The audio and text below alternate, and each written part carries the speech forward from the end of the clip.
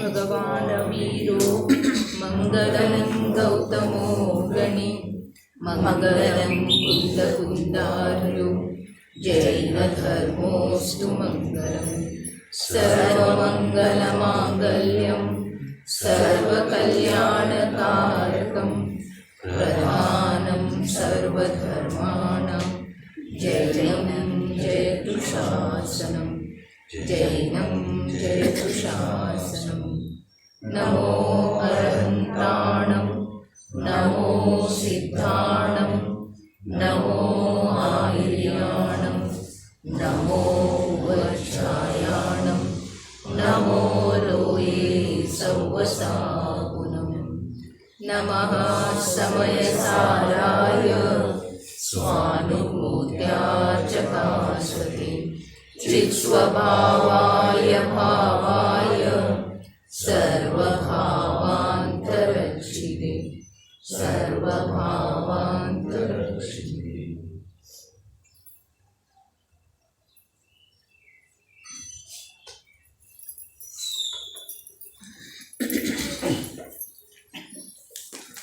ಭಗವಾನ್ ಕುಂದ ಕುಂದದೇವ ವಿರಚಿತ ಸಮಯಸಾರ ಪರಮಾಗಮದ ಮೇಲೆ ರಚಿಸಲ್ಪಟ್ಟಿರುವ ಆತ್ಮಖ್ಯಾತಿ ಟೀಕೆಯ ಮಧ್ಯದಲ್ಲಿ ಕುದಿಸಿ ಬರುವಂಥ ಕಲಶ ರೂಪದ ಕಾವ್ಯಗಳ ಮೇಲೆ ರಾಜಮಲ್ಜಿ ಪಾಂಡೆ ನಾಮದ ಸಮಯದೃಷ್ಟಿ ಮಹಾಪುರುಷ ಬಾಲಬೋಧಿನಿ ಎಂಬ ಹೆಸರಿನ ಟೀಕೆಯನ್ನು ಹಳೆಯ ಭಾಷೆಯೊಳಗ ಸುಮಾರು 500 ವರ್ಷಗಳ ಪೂರ್ವದಲ್ಲಿ ರಚನೆ ಮಾಡಿದ್ದರು. ಅದರದೇ ಕನ್ನಡ ಸ್ವಾಧ್ಯಾಯ ನಡೀತಾ ಇದೆ. ಕರ್ತಾ ಕರ್ಮಾಧಿಕಾರರ ಅಂತಿಮ ಮಂಗಲಮಯ ಕಲಶ.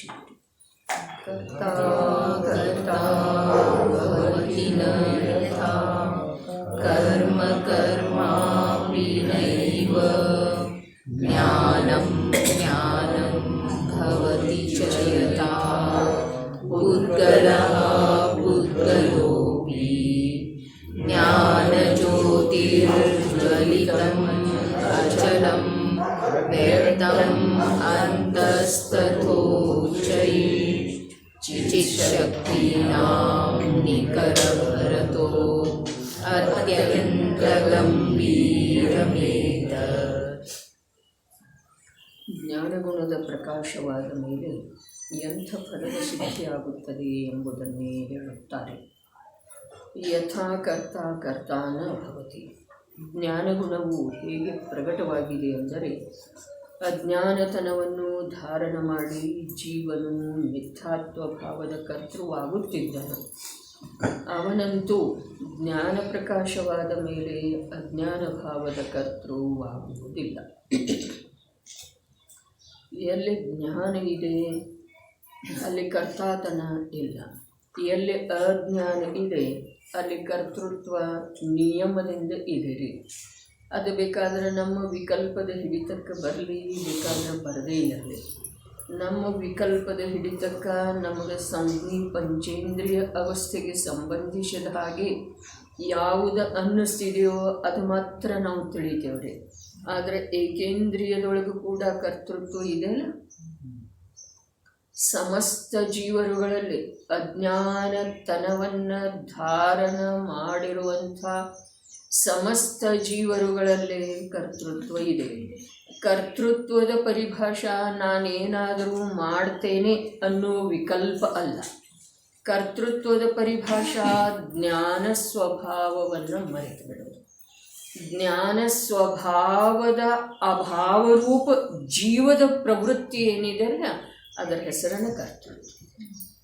ನಮಗೆ ಪರಿಭಾಷೆ ಏನು ಆ ಶಬ್ದದೊಳಗೆ ನಾವು ತಿಳಿತೇವೆ, ಆ ಅರ್ಥದ ಅನುಸಾರ ನಾವು ಪರಿಭಾಷೆ ಕಲ್ಪನೆ ಮಾಡಿಕೊಂಡ್ರೆ ಎಲ್ಲವೂ ಗೊಂದಲಮಯ ಇದೆ. ಮೂಲಂತೂ ನಯದ ಜ್ಞಾನ ಅಲ್ಪ ಸ್ವಲ್ಪ ಇದ್ದ ನಂತರನ ಜಿನಾಗಮ ತಿಳಿದು ಬರ್ತಿದೆ.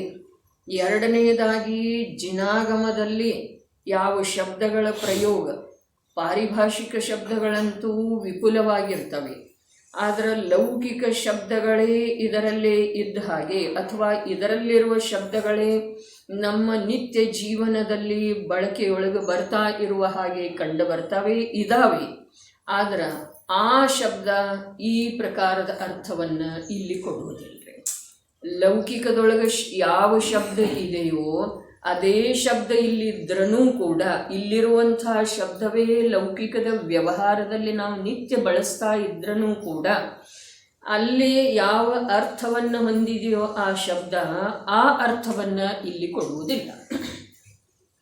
ಅದರ ಸಲುವಾಗಿ ಜಿನವಾಣಿಯ ಅಧ್ಯಯನ ಏನಿದೆಯಲ್ಲ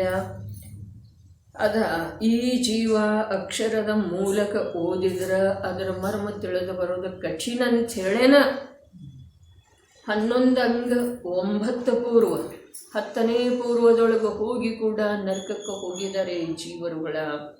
ನಿನ್ನೆ ಹೇಳಿದ್ದೇ ಇತ್ತು. ಸ್ವಾಧ್ಯಾಯದ ಸಲುವಾಗಿ ಅಂತೂ ಅತ್ಯಂತ ಜೀವದಲ್ಲೇ ಪರಿಶುದ್ಧ ಭಾವ ಬೇಕ್ರಿ. ಪರಿಶುದ್ಧ ಭಾವ ಬೇಕು. ಈಗ ವಿಜ್ಞಾನದ ಬಲದಿಂದ ನಾವೇನು ಈಗ ಪ್ರವಚನಾದಿಗಳನ್ನು ಕೇಳ್ತಾ ಇದ್ದೇವೆ, ಅವು ನಿಜವಾಗಿ ಪ್ರವಚನಂತೂ ಅಲ್ಲರೇ, ಪ್ರವಚನ ಸರ್ವಜ್ಞ ಪ್ರಭುವಿಂದನ ಇರ್ತಿದ್ದೇವೆ. ಒಂದು ಮಾತ ಭಾವಲಿಂಗಿ ಸಂತರ ಮೂಲಕ ಯಾವ ಉಪದೇಶ ಆಗಿದೆಯೋ ಆ ಉಪದೇಶದ ವಾಚನ ಅಥವಾ ಶ್ರವಣ ಏನಿದೆಯಲ್ಲ ಅದು ಶರೀರದ ಕೂಡ ವಿಶಿಷ್ಟ ಒಂದು ಆಸನದ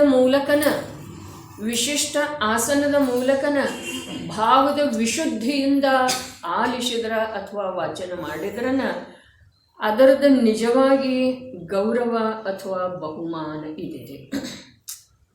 ಮುನಿರಾಜರ ಜೀವನದೊಳಗೂ ಕೂಡ ಯಾವ ಸ್ವಾಧ್ಯಾಯ ಸಾಮಾಯಿಕಾದಿಗಳು ಬರ್ತಾವೆ ಅವು ಹೇಗಿದ್ದಾವೆ, ಯಾವ ಪ್ರಕಾರ ಅವರ ಸ್ಥಳಾದಿಗಳ ಪರಿಮಾರ್ಜನ ಮಾಡಿ ದೇಹದ ಕೂಡ ಕೈಕಾಲುಗಳನ್ನು ಪಿಚ್ಚಿಯಿಂದ ಆ ಪರಿಮಾರ್ಜನ ಮಾಡಿ ನಿರ್ಜಂತುಕ ನಿರ್ಬಾಧ ನಿರ್ವಿಕಲ್ಪ ರೂಪದಿಂದ ಕೂತ್ ಅವರ ಹತ್ರ ಅಂತೂ ಯಾವ ಪದಾರ್ಥ ಇಲ್ಲರಿ, ಬರೇ ಒಂದು ಶರೀರ ಇದೆ. ಆ ಶರೀರಕ್ಕೆ ಸಂಬಂಧಿಸಿದ ಹಾಗೆ ಕೂಡ ಅಷ್ಟು ಉಚ್ಚ ಸ್ಥಾನದೊಳಗ ಆ ಪ್ರಕಾರದ ನಿಯಮ ಹೇಳಿದಾರೆ. ಅಂದ ಮೇಲೆ ನಮಗೆ ಎಷ್ಟು ಬಾಹ್ಯ ಸಂಯೋಗಗಳಿಂದ ವಿಕಲ್ಪ ಇದೆ.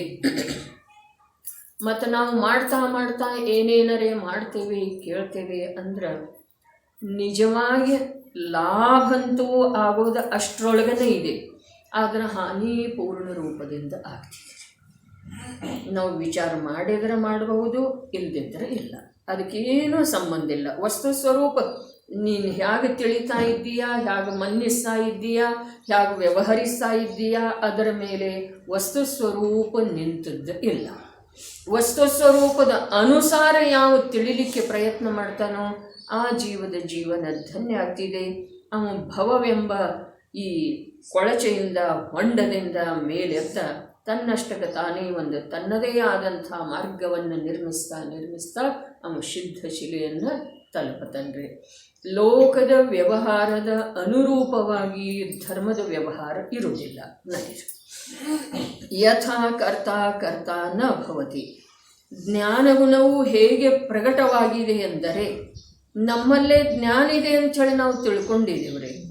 ಯಾಕೆ ಅಂತಂದರೆ ಯಾವ್ಯಾವುದು ನಮ್ಮ ತ್ರಿಕಾಲಿ ಸ್ವಭಾವ ರೂಪದ ಒಂದು ಜ್ಞಾನಮಯ ಆತ್ಮನನ್ನು ಸಂಪೂರ್ಣತಃ ವಿಸ್ಮೃತಗೊಳಿಸಿ ಅನ್ಯದೊಳಗ ಯಾವುದ ಅತ್ಯಂತ ಚತುರತೆಯಿಂದ ಕಾರ್ಯ ಮಾಡ್ತಾ ಇದೆ, ಅದಕ್ಕೆ 2 ಕಾರಣ ಅದಾವ್ರಿ. ಒಂದು ಜ್ಞಾನಾವರಣೀಯದ ಕ್ಷಯೋಪಶಮ, ಒಂದು ವರ್ತಮಾನದ ಯೋಗ್ಯತೆ. ಇದರ ಬಲದಿಂದ ಅದೇನು ಕಾರ್ಯ ಸ್ವಯಮೇವ ಆಗ್ತಾ ಇದೆ ಅದನ್ನು ನಾನು ಮಾಡ್ತಾ ಇದ್ದೇನೆ, ನಾನು ತಿಳಿತಾ ಇದ್ದೇನೆ, ನಾನು ತ್ಯಾಗ ಮಾಡ್ತಾ ಇದ್ದೇನೆ, ನಾನು ಗ್ರಹಣ ಮಾಡ್ತಾ ಇದ್ದೇನೆ ಅನ್ನುವ ಅಭಿಪ್ರಾಯದ ಮೂಲಕ ಈ ಜೀವ ಮಿಥ್ಯಾತ್ವ ಭಾವದ ಕರ್ತೃವಾಗ್ತಾನೆ. ಇನ್ನು ಮಿಥ್ಯಾತ್ವ ಭಾವದ ಕರ್ತೃ ಆಗ್ತಾ ಇದ್ದವ ಜ್ಞಾನದ ಪ್ರಕಾಶ ಯಾವಾಗ ಪ್ರಕಟ ಆಯಿತೋ ಆವಾಗ ಆ ಪ್ರಕಟ ಆದಂಥ ಜ್ಞಾನ ಪ್ರಕಾಶ ಯಾವ ಫಲದ ಸಿದ್ಧಿ ಮಾಡ್ತಿದೆ ಅನ್ನೋದನ್ನು ಸಂದೇಹ ವ್ಯಕ್ತಪಡಿಸಿ ಅಥವಾ ಯಾವ ಫಲದ ಸಿದ್ಧಿ ಮಾಡ್ತಿದೆ ಅದನ್ನು ತೋರಿಸಿಕೊಡುವಂಥ ಉದ್ಯಮವನ್ನು ಇಲ್ಲಿ ಮಾಡ್ತಾ ಇದ್ದಾರೆ. ಅವ ಕರ್ತ ಆಗುವುದಿಲ್ಲ. ಜ್ಞಾನದ ಪ್ರಕಾಶ ಪ್ರಕಟ ಆದ ಮೇಲೆ ಅವ ಅಜ್ಞಾನ ಭಾವದ ಕರ್ತೃವಾಗುವುದಿಲ್ಲ.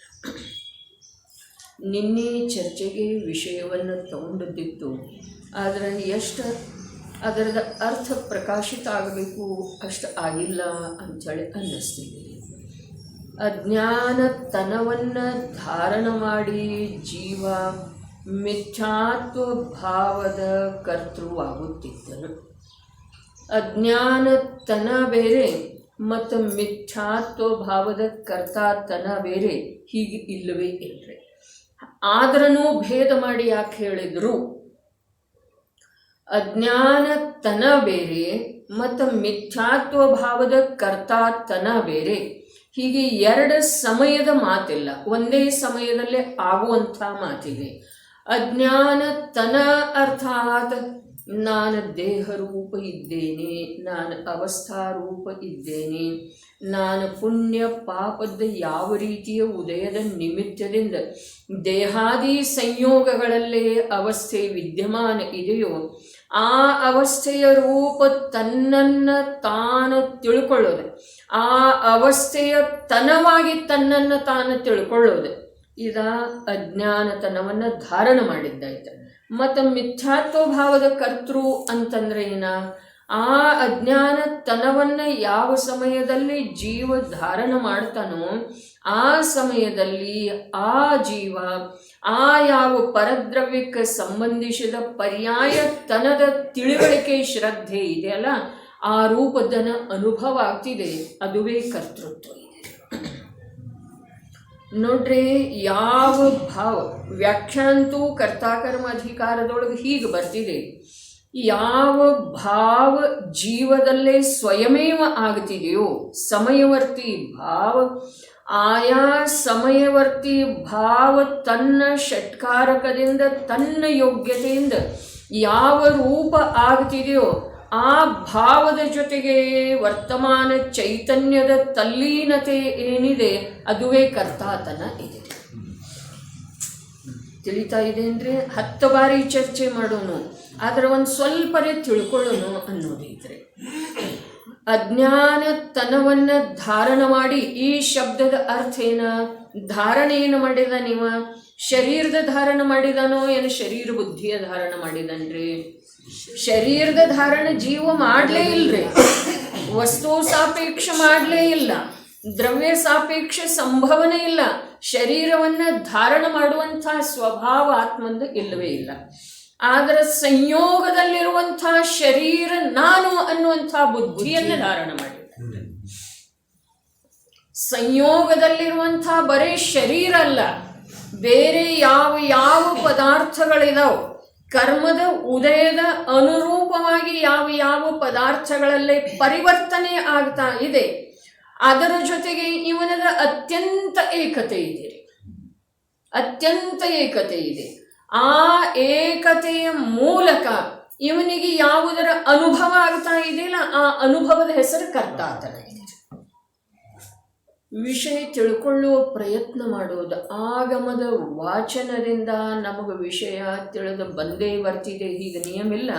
ಆದರೆ ಕಥಂಚಿತ್ ಹೀಗೆ ನಿಯಮ ಇದೆ, ವಾಚನದಿಂದ ವಿಷಯ ತಿಳಿಯುವುದೇ ಕಥಂಚಿತ್ ನಿಯಮ ರೀ. ಅದರ ಸಲುವಾಗಿ ನೋಡ್ರಿ, ಪರೀಕ್ಷಾ ದೃಷ್ಟಿಯಿಂದ ತಿಳಿಯುವುದಿಲ್ಲ, ಬರೀ ವಾಚನದಿಂದ ತಿಳಿಯುವುದಿಲ್ಲ, ಅಧ್ಯಯನದ ನಿಯಮ ತಗೊಂಡ್ರೆ ತಿಳಿಯುವುದಿಲ್ಲ, ಅಧ್ಯಯನ ಮಾಡಬೇಕು ಅನ್ನೋ ಉದ್ದೇಶ ಇಟ್ಕೊಂಡು ಮಾಡಿದ್ರೂ ತಿಳಿಯುವುದಿಲ್ಲ. ಆದರೆ ಒಂದು ಆತ್ಮ ಕಲ್ಯಾಣದ, ನಾನು ದುಃಖಿ ಇದ್ದೇನೆ, ನಾನು ಈ ದೇಹದ ಜೊತೆಗೆ ಸಂಯಮಿತ ಕಾಲದವರೆಗೆ ಮರ್ಯಾದಿತ ಕಾಲದವರೆಗೆ ಇರುವಂಥ ಬೇರೆ ಒಂದು ವಸ್ತು ಇದ್ದೇನೆ, ನನಗೆ ಈ ದೇಹ ಮತ್ತು ದೇಹಕ್ಕೆ ಸಂಬಂಧಿಸಿದ ಯಾವ ಯಾವ ಭಾವಗಳ ಕಾರ್ಯ ನಾನು ಮಾಡ್ತಾ ಇದ್ದೇನೆ ಅಲ್ಲ, ಯಾವ ಯಾವ ಭಾವಗಳು ನನ್ನಲ್ಲೇ ಆಗ್ತಾ ಇದ್ದಾವೆಯೋ ಆ ಭಾವಗಳಿಂದ ಬಿಡುಗಡೆ ಹೊಂದುವುದೇ ನಿಜವಾಗಿ ನನ್ನ ಸುಖದ, ಅರೂಪಿ ಆತ್ಮನ ಸುಖದ ಉಪಾಯ ಇದೆ. ಮೊದಲ ಸಂಯೋಗಿ ಪದಾರ್ಥದ ಆಕರ್ಷಣೆ, ಸಂಯೋಗಿ ಪದಾರ್ಥದ ಅವಸ್ಥೆಯ ಜೊತೆಗೆ ಯಾವ ಸುಖ ಬುದ್ಧಿ ಅಥವಾ ಏಕತ್ವ ಬುದ್ಧಿ ಇದೆಯಲ್ಲ, ಅದು ನಮಗೆ ಶಿಥಿಲ ಆಗದ ವಿನಃ ನಾವು ಯಾವ ಆಗಮವನ್ನು ಓದಿದರನೂ ಕೂಡ ಅದರ ಮರ್ಮ ನಮ್ಮ ಲಕ್ಷ್ಯದೊಳಗೆ ಬರುವುದಿಲ್ಲ. ಇದಂತೂ ದೃಷ್ಟಿಯ ನಿರ್ಮಲತೆ. ದೃಷ್ಟಿ ವಸ್ತುವನ್ನು ನೋಡಬೇಕಾಗಿದೆ, ನಿಜ ವಸ್ತುವನ್ನು ನೋಡಬೇಕಾಗಿದೆ. ಆ ನಿಜ ವಸ್ತುವನ್ನು ನೋಡುವ ಸಲುವಾಗಿ ಆ ವಸ್ತುವಿನ ಒಂದು ಲಕ್ಷಣ ಹೇಳ್ತಾರೆ. ಆ ಲಕ್ಷಣ ಚೈತನ್ಯ ಲಕ್ಷಣ ಇದೆ, ಜ್ಞಾನ ಲಕ್ಷಣ ಇದೆ. ವಸ್ತುವಿನ ಪರಿಚಯ ಲಕ್ಷಣದ ಅಭಾವದೊಳಗೆ ಆಗೋದು ಸಾಧ್ಯ ಇಲ್ಲ. ಇನ್ನು ಆ ವಸ್ತು ಏನಿದೆ ಭಿನ್ನ ಲಕ್ಷಣವುಳ್ಳ ವಸ್ತುವಿನ ಸಮೂಹದೊಳಗೆ ಬಿದ್ದುಕೊಂಡದ್ದಿದೆ. ಅದರಿಂದ ಆ ವಸ್ತುವನ್ನು ಭಿನ್ನ ಮಾಡಬೇಕಾಯಿತು, ಸಮೂಹದಿಂದ ಒಂದು ವಸ್ತುವನ್ನು ಭಿನ್ನ ಮಾಡಬೇಕಾಯಿತು ಅಂತಂದ್ರೆ ಅದರದೇ ಆದಂಥ ಯಾವ ಅತಿವ್ಯಾಪ್ತಿ ಅವ್ಯಾಪ್ತಿ ಅಸಂಭವ ದೋಷದಿಂದ ರಹಿತ ಲಕ್ಷಣ ಇದೆಯಲ್ಲ, ಆ ಲಕ್ಷಣದ ಮೂಲಕನ ಆ ವಸ್ತುವನ್ನು ತಿಳ್ಕೊಳ್ಳೋ ಸಾಧ್ಯ ಇದೆ. ಅದರ ಸಲುವಾಗಿ ಇಲ್ಲಿ ಚೈತನ್ಯ ಪ್ರಕಾಶದ ಮಾತು ಹೇಳಿದರು, ಜ್ಞಾನ ಸ್ವಭಾವ ಪ್ರಗಟ ಆಗುವ ಮಾತು ಹೇಳಿದರು. ಜ್ಞಾನಗುಣದ ಪ್ರಗಟತೆ ಆದ ನಂತರ ಎಂಥ ಫಲದ ಸಿದ್ಧಿ ಆಗ್ತಾ ಇದೆ ಅನ್ನೋದ ಅವರಿಗೆ ಅತ್ಯಂತ ಮಹಿಮೆ ಬರ್ತಾ ಇದೆ ಆ ಫಲದ್ದರೆ ಅಂಥೇಳಿ ಅವರು ಹೇಳ್ತಾ ಇದ್ದಾರೆ. ಪ್ರಭು ಇದರಿಂದ ಯಾವ ಫಲದ ಸಿದ್ಧಿ ಆಗ್ತಿದೆ ಅಂಥೇಳಿ ಎದುರಿಗೆ ಇರುವಂಥ ಜೀವ ಕೇಳದೇ ಇದ್ರೂ ಕೂಡ ಅವರಿಗೆ ಆ ಫಲದ ಮಹಿಮೆ ಎಷ್ಟೊಂದು ಬರ್ತಾ ಇದೆ. ಅಂದಮೇಲೆ ಆ ಫಲದ ಮಾತನ್ನು ಶಿಷ್ಯನ ಎದುರಿಗೆ ಪ್ರಸ್ತುತಪಡಿಸ್ತಾ ಇದ್ದಾರೆ. ಏನು ಫಲ ಸಿಗ್ತಿದೆ? ಅನಾದಿಯಿಂದನ ಯಾವ ಪ್ರಕಾರದ ಕಾಲದ ಪರಿಮಿತಿ ಇಲ್ಲ. ಅನಾದಿಯಿಂದನ ಈ ಜೀವ ಅಜ್ಞಾನತನವನ್ನು ಧಾರಣ ಮಾಡಿ ಲೌಕಿಕದ ಸಮಸ್ತ ವಿದ್ಯೆಗಳನ್ನು ಕಲಿತರೂ ಕೂಡ ಅವ ಕೊನೆಗೆ ಅಜ್ಞಾನಿನ ಅದಂತೆ. ತಿಳಿತಾ ಇದೆಲ್ಲ? ಲೋಕದ ಸಮಸ್ತ ವಿದ್ಯೆಗಳನ್ನು, ಲೋಕದ ವಿದ್ಯೆ ಯಾವ? ಏಕಾದಶಾಂಗ ತನಕಂ ಲೌಕಿಕದಾಗಮನೆಲ್ಲ ಪಠೀಶಿ ನಿತ್ಯಂ. ಏನಿದೆ? ಏಕಾದಶಾಂಗ ತನಕಂ, 11 ಅಂಗಗಳವರೆಗೆ ಆಗಮ ಏನಿದೆ ಅದು ಲೌಕಿಕ ಆಗಮ ಇದೆ ಅಂತ ಹೇಳಿ. ಇನ್ನು ಉಳಿದದ್ದು ಮಾತೇನಿದೆ ರೀ? ಜಡದೊಳಗ ಪ್ರಯೋಗಾದಿಗಳನ್ನು ಮಾಡೋದ ಅದೇನಿದೆ ರೀ? ಅಜ್ಞಾನ. ಕೊನೆಗೆ ಅದರಿಂದ ಪ್ರಾಪ್ತಿ ಏನಾಗ್ತಿದೆ ಹೇಳಿ ನೋಡ್ರಿ. ವಾಸ್ತವಿಕವಾಗಿ ವಸ್ತು ನಿಯಮ ಹೀಗಿದೆ. ಜೀವ ತಾನು ಪೂರ್ವಭವದಿಂದ ಎಷ್ಟು ಪುಣ್ಯ ತಗೊಂಡು ಬಂದಿದ್ದಾನೋ ಅಷ್ಟೇ ಇಲ್ಲಿ ಅನುಕೂಲ ಸಿಗೋದ್ರಿ. ಹೌದೇನಿಲ್ರಿ? ಈ ಸಿದ್ಧಾಂತ ಯಾವಾಗೂ ಬದಲಿಯಾಗುವುದಿಲ್ಲ ಮತ್ತು ಆಗುವುದಿಲ್ಲ. ಅದುವೇ ನ್ಯಾಯ ಇದೆ ರೀ. ತಿಳಿತಾರೆ? ಇಲ್ಲಿ ಅನುಕೂಲತೆಯ ಮಾತು ಹೇಳ್ತಾ ಇದ್ದೇನೆ ನಾನು. ಪೂರ್ವಭವದಿಂದ ಎಷ್ಟು ಪುಣ್ಯವನ್ನು ಜೊತೆಗೆ ತಂದಿದ್ದಾನೋ ಅದರ ಅನುಸಾರವಾಗಿನ ಅನುಕೂಲತೆ ಸಿಗ್ತವೆ. ಇನ್ನು ಬಾಹ್ಯದೊಳಗೆ ಏನೇನೋ ಮಾಡುವ ಚೇಷ್ಟೆ ಮಾಡುವ ವಿಪರೀತ ಮನ್ನಣೆಯ ವಿಕಲ್ಪಾತ್ಮಕವಾದಂಥ ಯಾವ ಪರಿಣಾಮಗಳ ಸಮುದಾಯ ಇದೆಯೋ ಅದರಿಂದ ಕೇವಲ ವರ್ತಮಾನದಲ್ಲಿ ಆಕುಲತೆಯಾಗ್ತಿದೆ. ಭವಿಷ್ಯದ ಸಲುವಾಗಿ ಮಿಥ್ಯಾತ್ವದ ಸದ್ಭಾವದಿಂದ ಅನಂತ ಸಂಸಾರ ಉಳಿತಿದೆ ಮತ್ತು ವಿಕಲ್ಪದ ಕಾರಣದಿಂದ ನಾನಾ ಪ್ರಕಾರದ ಕರ್ಮಗಳು ಬಂದಾಗ್ತಿದೆ. ಹಾಗಾದರೆ ಏನೂ ಮಾಡುವುದಿಲ್ಲನ? ಈ ಜೀವ ಅನಾದಿಯಿಂದ ಏನೂ ಮಾಡಿಲ್ಲ, ತ್ರಿಕಾಲದಲ್ಲಿ ಏನೂ ಮಾಡುವುದು ಸಾಧ್ಯ ಇಲ್ಲ. ಬಸ್ ತನ್ನ ಸ್ವಭಾವ ಜ್ಞಾತಾ ಸ್ವಭಾವವನ್ನು ಮರೆತು ಬಿಡಬಹುದು. ಬೇಕಾದರೆ ತನ್ನ ಜ್ಞಾತಾ ಸ್ವಭಾವವನ್ನು ಲಕ್ಷ್ಯದೊಳಗೆ ತಂದುಕೊಂಡ ಪರ್ಯಾಯದಲ್ಲಿ ಪ್ರಕಟಪಡಿಸಿಕೊಂಡ ಅದರ ಆನಂದವನ್ನು ಅನುಭವಿಸಬಹುದು. ಜೀವನಿಗೆ ದುಃಖ ಯಾವುದರಿಂದಿದೆ? ತನ್ನ ಜ್ಞಾತಾ ಸ್ವಭಾವವನ್ನು, ನಿಜ ಸ್ವಭಾವವನ್ನು, ಚೈತನ್ಯ ಸ್ವಭಾವವನ್ನು ಮರೆತ ಅಚೇತನ ತನವನ್ನು ಧಾರಣ ಮಾಡಿದ್ದಾನೆ. ಅಜ್ಞಾನತನ ಅಂದ್ರೂ ಒಂದೇ, ಅಚೇತನ ತನ ಅಂದ್ರೂ ಒಂದೇ. ಯಾವ ಪದಾರ್ಥದೊಳಗೆ ಜ್ಞಾನ ಇಲ್ಲವೋ ಅವೇನದವ್ರೆ? ಅಚೇತನದವ್ರೆ. ಹಾಗಾದರೆ ಇವ ಅಚೇತನ ತನವನ್ನು ಧಾರಣ ಮಾಡಿದ್ದಾನೆ, ಅಜ್ಞಾನ ತನವನ್ನು ಧಾರಣ ಮಾಡಿದ್ದಾನೆ, ಅರ್ಥಾತ್ ಅಚೇತನ ತನವನ್ನು ಧಾರಣ ಮಾಡಿದನ್ರಿ. ಸ್ಪಷ್ಟ ರೂಪದಿಂದ ಪುನಃ ಪುನಃ ನಮ್ಮ ಜ್ಞಾನದೊಳಗೆ ಸ್ವೀಕಾರ ಮಾಡೋದ, ನಾನು ದೇಹಾತೀತ ವಸ್ತು ಇದ್ರೂ ಕೂಡ, ದೇಹದಿಂದ ಅಸ್ಪೃಷ್ಟ ವಸ್ತು ಇದ್ರೂ ಕೂಡ, ಅರಸಮರು ಅಮಗಂಧಂ ಓದಿದರೆ ನೀವಂತೂ ಓದಿ ವಾ ವಾ ವಾ ಚಪ್ಪಾಳೆ ಹೊಡಿಬೇಕಾದ ನಿಜವಾಗಿ ನೋಡ್ರಿ. ಇದು ಹಾಸ್ಯದ ಮಾತಲ್ಲ. ಅಂದರೆ ತಮ್ಮನ್ನು ನಾನು ಹಾಸ್ಯಕ್ಕೆ ಗುರಿಪಡಿಸ್ತಾ ಇದ್ದೇನೆ ಹೀಗಿಲ್ಲ. ನಿಜವಾಗಿ ಇಲ್ಲಿ ಹೇಳಿದಂಥ ಮಾತನ್ನು ಪುನಃ ಆ ಪಾಪದ ಸ್ಥಾನ ಇದೆ, ನರಕ ಸಮಾನ ಇದೆ, ಅಲ್ಲಿ ಹೋಗಿ ಕೂಡ ಇದರದ ಈ ಮಾತಿನ ಸ್ಮರಣೆ ಪೂರ್ವಕ ಏನಾದರೂ ಉದ್ಯಮ ಮಾಡೋದ, ಇದು ನಮ್ಮ ಭವ್ಯ ಭವಿತವ್ಯದ ಸೂಚನೆ, ಬೇರೆ ಏನೂ ಇಲ್ಲ. ಬಂದುವಾಗ ವಿಜಯರಾವತನಿಕಾಂತ್ ನಾವು ಓದೇವ, ಅವರು ಓದಿರೋರು, ಅದ್ರ ಬಗ್ಗೆ ಚರ್ಚೆ ನಡೆಸಿದ್ರೆ ಏನು ಹೇಳಿದ ಒಳ್ಳೇದು ಹೇಳಿದ್ರು ಅವರು, ಭಾಳ ಚೆನ್ನಾಗಿ.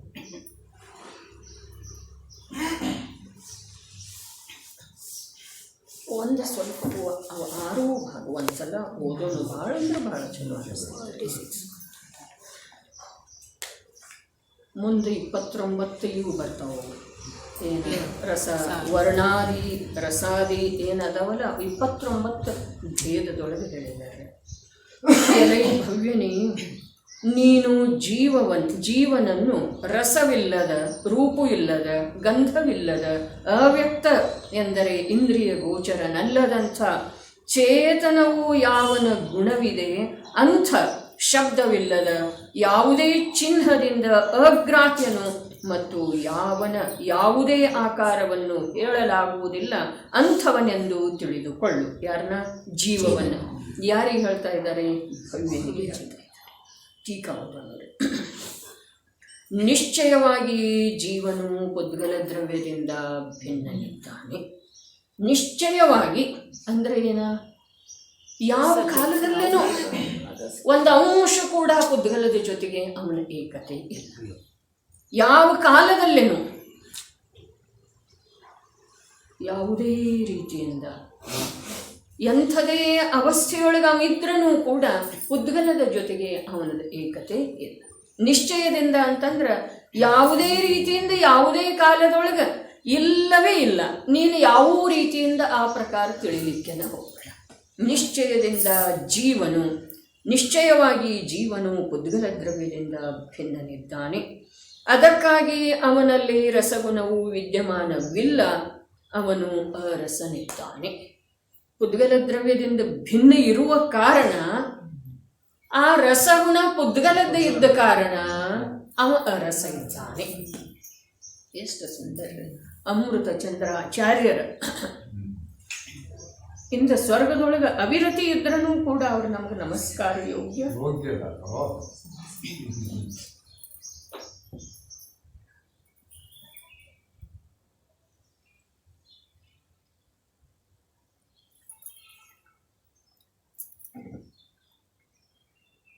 ನಿಶ್ಚಯವಾಗಿ ಜೀವನು ಪುದ್ಗಲ ದ್ರವ್ಯದಿಂದ ಭಿನ್ನನಿದ್ದಾನೆ. ಈ ಒಂದೇನ ಮೊದಲ ವಾಕ್ಯ ಹೇಳಿದರು. ಇದನ್ನು ಪೋಷಣೆ ಮಾಡಿದರೆ 6 ರೀತಿ ಇದೆ. ಲೌಕಿಕ ವರ್ತಮಾನ ಪತ್ರ, ನ್ಯೂಸ್ ಪತ್ರಿಕೆ, ಪೇಪರ್ ಓದುವುದರಿಂದ ಲಾಭ ಏನಿದೆ? ಏನಿದೆ ಹೇಳ್ರಿ? ತಾಯಿ ತಂದೆ ಅಕ್ಷರ ಜ್ಞಾನ ಮಾಡಿಸಿದ್ದಾರೆ. ಬರೀ ಅಕ್ಷರ ಜ್ಞಾನ ಮಾಡಿಸಿಲ್ಲ, ಎಷ್ಟೋ ಕಷ್ಟಪಟ್ಟ ಓದಿಸಿದ್ದಾರೆ. ನಮ್ಮನ್ನಂತೂ ಏನು ಕಷ್ಟಪಟ್ಟು ಓದಿಸಿದ್ರು. ಸಹಜ ಎಷ್ಟಿದೆಯೋ ಅಷ್ಟು. ಅದಕ್ಕಾಗಿ ಅವನಲ್ಲಿ ರಸಗುಣವು ವಿದ್ಯಮಾನವಾಗಿಲ್ಲವೆಂದು ಅವನು ಅರಸನಿದ್ದಾನೆ. ಒಂದು, ಪುದ್ಗಲ ದ್ರವ್ಯದ ಗುಣಗಳಿಂದಲೂ ಭಿನ್ನನಾಗಿರುವುದರಿಂದ, ಪುದ್ಗಲ ದ್ರವ್ಯದಿಂದ ನಿಶ್ಚಯವಾಗಿ ಭಿನ್ನದನ. ಒಂದಾಯ್ತು. ಇನ್ನು ಪುದ್ಗಲ ದ್ರವ್ಯದ ಗುಣಗಳಿಂದಲೂ ಭಿನ್ನ. ರಸಗುಣದ ಜೊತೆಗೆ ಇವನದು ಯಾವ ಸಂಬಂಧ ಇದೆ ರೀ? ಭಿನ್ನ ಇದ್ದಾನೆ. ಎಷ್ಟ? ನಿಶ್ಚಯವಾಗಿ ಭಿನ್ನ ಇದ್ದಾನೆ, ಅತ್ಯಂತ ಭಿನ್ನ ಇದ್ದಾನೆ.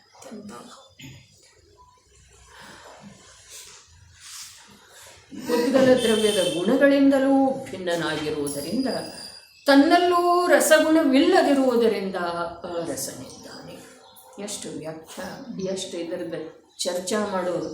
ಬಸ್ ಚರ್ಚಾ ಅಧಿಕ ಮಾಡುವ ಅವಶ್ಯಕತೆ ಇಲ್ಲ.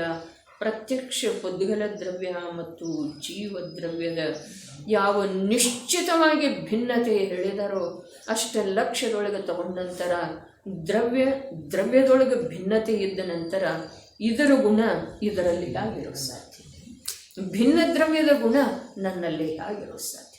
ಹಾಗಾದರೆ ಅಸಾತಾವೇದನೆಯದ ಗುಣ ನನ್ನಲ್ಲಿ ಇದೆ ರೀ? ಅಸಾತಾವೇದನೆಯದ ಗುಣ ನನ್ನಲ್ಲಿ ಇದೆ? ಇಲ್ಲವೇ ಇಲ್ಲ. ಹಾಗಾದ್ರೆ ನನಗೆ ದುಃಖ ಯಾವುದರಿಂದ ಆಗ್ತಿದೆ? ನನ್ನ ಸುಖ ಸ್ವಭಾವವನ್ನು ನಾನು ತಿಳಿತಾ ಇಲ್ಲ ಅಂತ ಹೇಳಿ ಅದರ ಹೆಸರು ಆರೋಪ ಮಾಡಿ. ಅದು ಕಥನೆ ಏನಾರು ಇರಲ್ರಿ, ನನಗೆ ದುಃಖ ಯಾವುದರಿಂದ ಇದೆ? ನನ್ನ ಸುಖ ಸ್ವಭಾವವನ್ನು ನಾನು ಒಪ್ತಾ ಇಲ್ಲ, ತಿಳಿತಾ ಇಲ್ಲ, ನೋಡ್ತಾ ಇಲ್ಲ. ಜ್ಞಾನಿಗಳು ಹೇಳ್ತಾ ಇದ್ದಾರೆ, ನೋಡ್ರಿ ಎಚ್ಚರಾಡಿರಿ ಎಲೈ ಭವ್ಯನೇ ಅಂತ ತಿಳಿ ನೋಡು. ಒಂದ್ಸಲ ನೋಡಿಯಾದರೂ ನೋಡು, ದೇಖ್ತೋ ಸಹಿ ಅಂತಾರೆ. ಅದಕ್ಕೆ ನಾವೇನಂತೀವ್ರಿ? ಉತ್ತರ ಏನೂ ಕೊಡುವುದಿಲ್ಲ, ಆದ್ರೆ ನೋಡುವುದಿಲ್ಲ ಅಷ್ಟೇ. ಅಂದ್ರೆ ನಾವೆಷ್ಟು ಆಜ್ಞಾಕಾರಿ ಇದ್ದೀವಿ. उत्तर तर काहीच रसनेंद्रिय पण लुब्ध जास्ती आहे, पण त्यामुळे रसगुणाचा आधी दिले ಅರಸಮರುವಮ ಇದೆರಲ್ಲ ಅದರ ಸಲುವಾಗಿ ಹೇಳಿದ್ದಾರೆ. ನಿಜವಾಗಿ ನೀವು ವಿಷಯ ತೆಗೆದ್ರೆ ಸುಧಾತಾಯಿ, ರಸಗುಣದಕ್ಕಿಂತ ರಸನೇಂದ್ರಿಯ 5 ಇಂದ್ರಿಯದೊಳಗ ಯಾವ ಪ್ರಕಾರ 8 ಕರ್ಮದೊಳಗ ರಾಜ ಮೋಹನೀಯ ಇದೆಯೋ ಅದೇ ಪ್ರಕಾರ 5 ಇಂದ್ರಿಯದೊಳಗ ರಾಜ ಯಾವುದರ ಇದೆ ಅಂತಂದ್ರೆ ರಸನೇಂದ್ರಿಯ ಇದೆ. ಇನ್ನೊಂದು ಮಾತು, ರಸನೇಂದ್ರಿಯಕ್ಕೆ ನಾವು ಎಷ್ಟು ಕೆಲಸ ಹಚ್ಚಬೇಕು ಹಿಂದೆ ಹೇಳಿರ್ತಾರೆ. ಚಕ್ಷು ಇಂದ್ರಿಯ 2 ಸೇರಿ 2 ಕಣ್ಣು ಸೇರಿ ಒಂದು ದೃಶ್ಯವನ್ನು ನೋಡ್ತಾವ್ರಿ, ಇದೊಂದ ಮತ್ತು ಇದೊಂದ ನೋಡುವುದಿಲ್ರಿ. 2 ಕಿವಿ ಕೇಳಿ ಕೂಡಿ ಒಂದು ಶಬ್ದವನ್ನು ಕೇಳ್ತಾವ್ರಿ, ಹೌದೇನಿಲ್ರಿ? ಮೂಗಿಗೆ 2 ಹೊರಳಿತಾವ, ಅವೇನು ಮಾಡ್ತಾವು? 2 ಸೇರಿ ಒಂದೇ ಗಂಧವನ್ನು ಆಘ್ರಾಣಿಸ್ತಾವ. 2 ದ್ವಾರದವು ಅಂಥೇಳಿ 2 ಗಂಧವನ್ನು ಒಮ್ಮೆಲೆ ಆಘ್ರಾಣಿಸುವುದಿಲ್ಲ. ಕಣ್ಣು 2 ಅದಾವು ಅಂಥೇಳಿ 2 ನೋಟವನ್ನು ಒಮ್ಮೆಲೆ ಏಕಕಾಲಕ್ಕೆ ನೋಡುವುದಿಲ್ಲ. ಕಿವಿ 2 ಅದಾವು ಅಂಥೇಳಿ ಏಕಕಾಲಕ್ಕೆ 2 ವಿರುದ್ಧ ಪ್ರಕಾರದ ಶಬ್ದವನ್ನು ಗ್ರಹಣ ಮಾಡುವುದಿಲ್ಲ. ಆದ್ರೆ ನಾಲಿಗೆ ಒಂದಿದ್ದ ಅದಕ್ಕೆ 2 ಕೆಲಸ ಅದಾವ್ರಿ, ಒಂದು ರುಚಿ ನೋಡೋದ, ಒಂದು ಮಾತನಾಡೋದ. ಹಾಗಾದರೆ ಇವು 2 ಕೂಡಿ ಒಂದು ಕೆಲಸ ಮಾಡ್ತಾವು. ಅದು ಒಂದೇ 2 ಕೆಲಸ ಮಾಡಬೇಕಾದ್ರೆ ಅದಕ್ಕೆ ಎಷ್ಟು ಹಚ್ಚಬೇಕು ಕೆಲಸ? ಅದರೊಳಗೆ ಸಾಮರ್ಥ್ಯ ಎಷ್ಟಿದೆ? ಹಾಗಾದ್ರೆ ಆ ಸಾಮರ್ಥ್ಯಕ್ಕಿಂತ ಅಧಿಕ ಕೆಲಸ ಮಾಡ್ತು ಅಂತಂದ್ರೆ ಅದು ಯೋಗ್ಯ ಆಗೋದೇನು ಅಯೋಗ್ಯ? ಎಷ್ಟು ನೋಡಿ, ಅಂದ್ರೆ 1/4 ಕೆಲಸ ರೀ ಅದಕ್ಕೆ. ರಸನೇಂದ್ರಿಯಕ್ಕೆ 1/4. ಯಾಕೆ ಅಂತಂದ್ರೆ ಇವು 2 ಸೇರಿ ಒಂದು ನೋಡ್ತಾವ್ರಿ. ಅದು ಒಂದನ್ನು ನೋಡುವುದಿಲ್ಲ, 2 ನೋಡ್ತಿದ್ದೀರಿ. ರಸದ ಆಸ್ವಾದವನ್ನು ತಗೊಳ್ತಿದೆ ಮತ್ತು ಶಬ್ದೋಚ್ಚಾರಣೆಯನ್ನು ಮಾಡ್ತೀನಿ. ಅದಕ್ಕೆ ಮಾತನಾಡು ವೇಳೆದೊಳಗ ಯಾವ ಮಾತಾಡಬೇಕು, ಎಷ್ಟು ಮಾತಾಡಬೇಕು, ಇದರದ್ದು ವಿವೇಕ ಇಲ್ಲ ಅಂತಂದ್ರೆ ಆ ಮಾತಿಗೇನು ಅರ್ಥ ಇರುವುದಿಲ್ಲರಿ. ಯಾವ ರಸದ ಜೊತೆಗೆ ಎಷ್ಟು ಲುಬ್ಧ ಆಗಬೇಕು, ಇದರದ್ದು ವಿವೇಕ ಇರಲಿಲ್ಲ ಅಂತಂದ್ರೆ ಅದರ ಹಾನಿ ಯಾರಿಗಾಗ್ತಿದೆ? ಸಂಪೂರ್ಣ ಶರೀರಕ್ಕಾಗ್ತಿದೆ. ಹೌದೇ? ಸಂಪೂರ್ಣ ಶರೀರಕ್ಕಾಗ್ತಿದೆ. ಇಲ್ಲಿ ಸಂಪೂರ್ಣ ಶರೀರಕ್ಕಾಗುವುದರಿಂದ ಅಲ್ಲಿ ಆತ್ಮನ ಶಾಂತಿ ಉಳಿತಿದೆ ಅಂದರೆ ಉಳಿತಿದೆ. ಮತ್ತು ಆ ಮಾತಿನ ಅಧಿಕತೆಯಿಂದ ಏನೇನಾಗ್ತಿದೆ? ಅಲ್ಲಿ ಆತ್ಮನಿಗೆ ಆಕುಲತೆ ಇದೆ, ನಿರಾಕುಲತೆ ಇದೆ. ಅದಕ್ಕೆ 3 ಹೇಳಿದಾರ್ರಿ: ಸತ್ಯಾನುವ್ರತ, ಸತ್ಯ ಮಹಾವ್ರತ, ಭಾಷಾ ಸಮಿತಿ, ಆಮೇಲೆ ವಚನ ಮುಕ್ತಿ ಇದೆ. ಹಾಂ, ಅದೇ ವಚನ ಮುಕ್ತಿ ಅಂದ್ರೆ ನಮ್ಮ ಊಟ.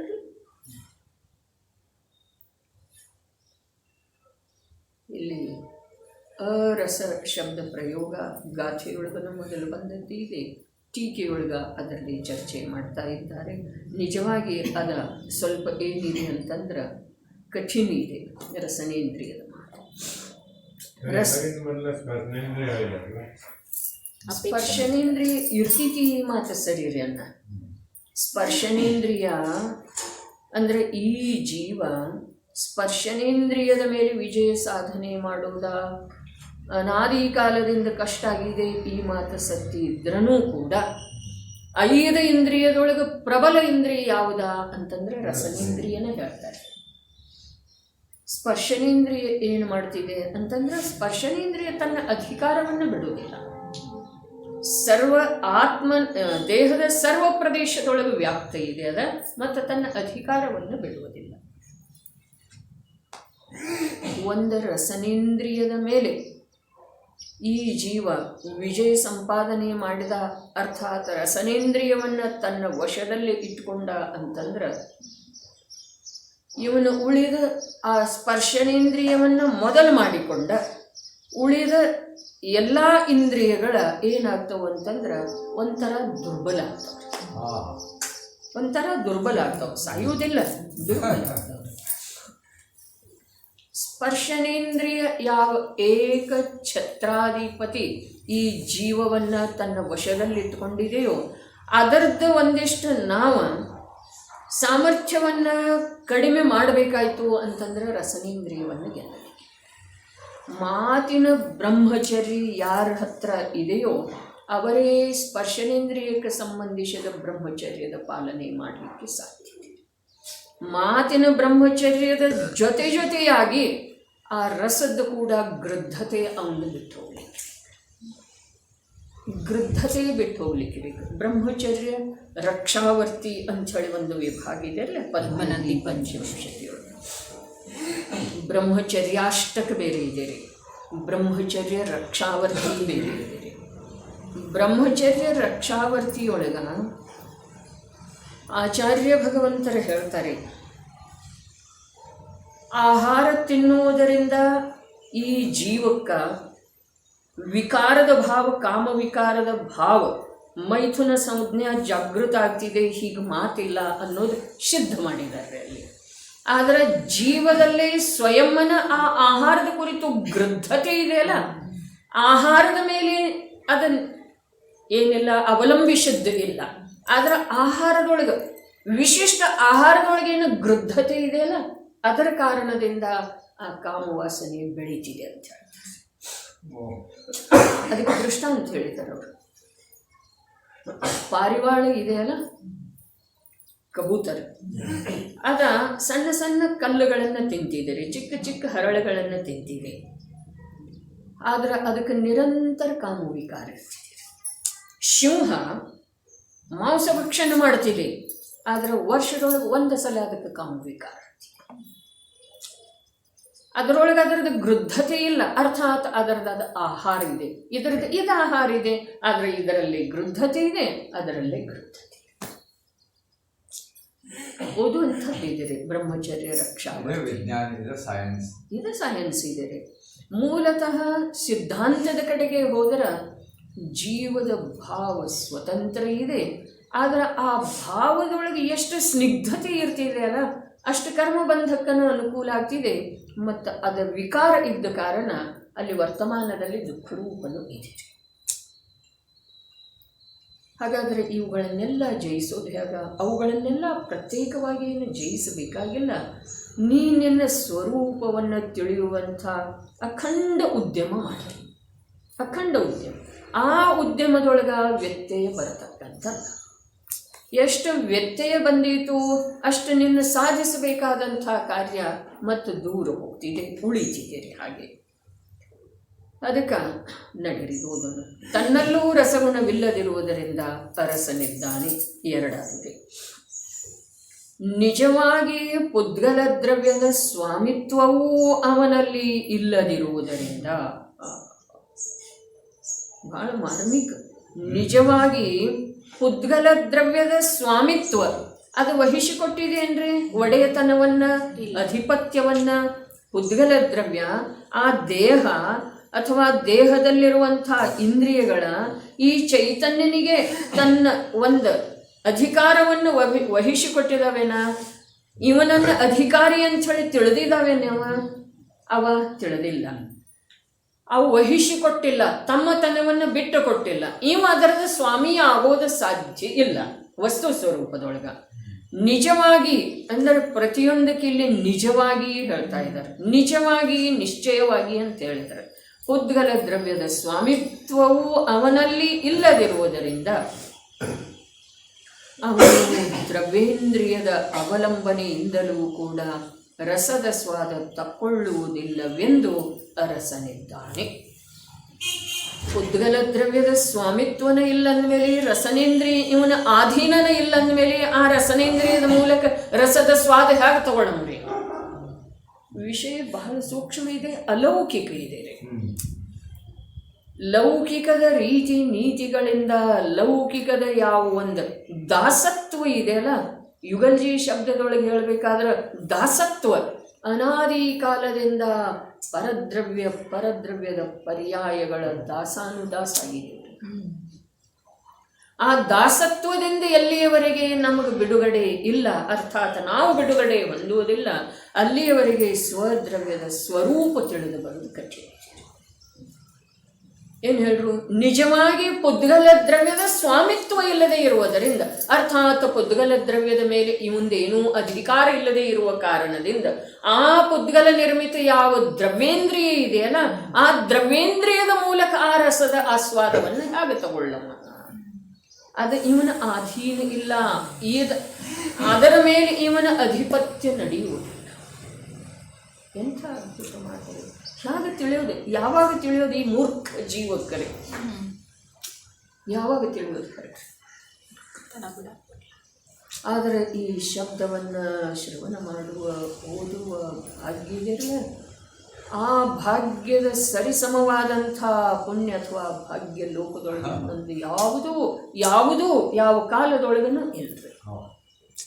ನಾವು ಒಪ್ಪಿದ್ರೂ ಇಲ್ಲ, ಒಪ್ಪದಿದ್ರೂ ಇಲ್ಲ, ವಸ್ತು ಸ್ವರೂಪನೇ ಇದೆ ರೀ. ಈ 2000 ನೋಟು ಇದೆಯಲ್ಲ, ಆ 2000 ನೋಟಕ್ಕೆ ಸರಿಸಮವಾದಂಥ ಬೇರೆ ಯಾವ ನೋಟ್ ಇದೆ ರೀ?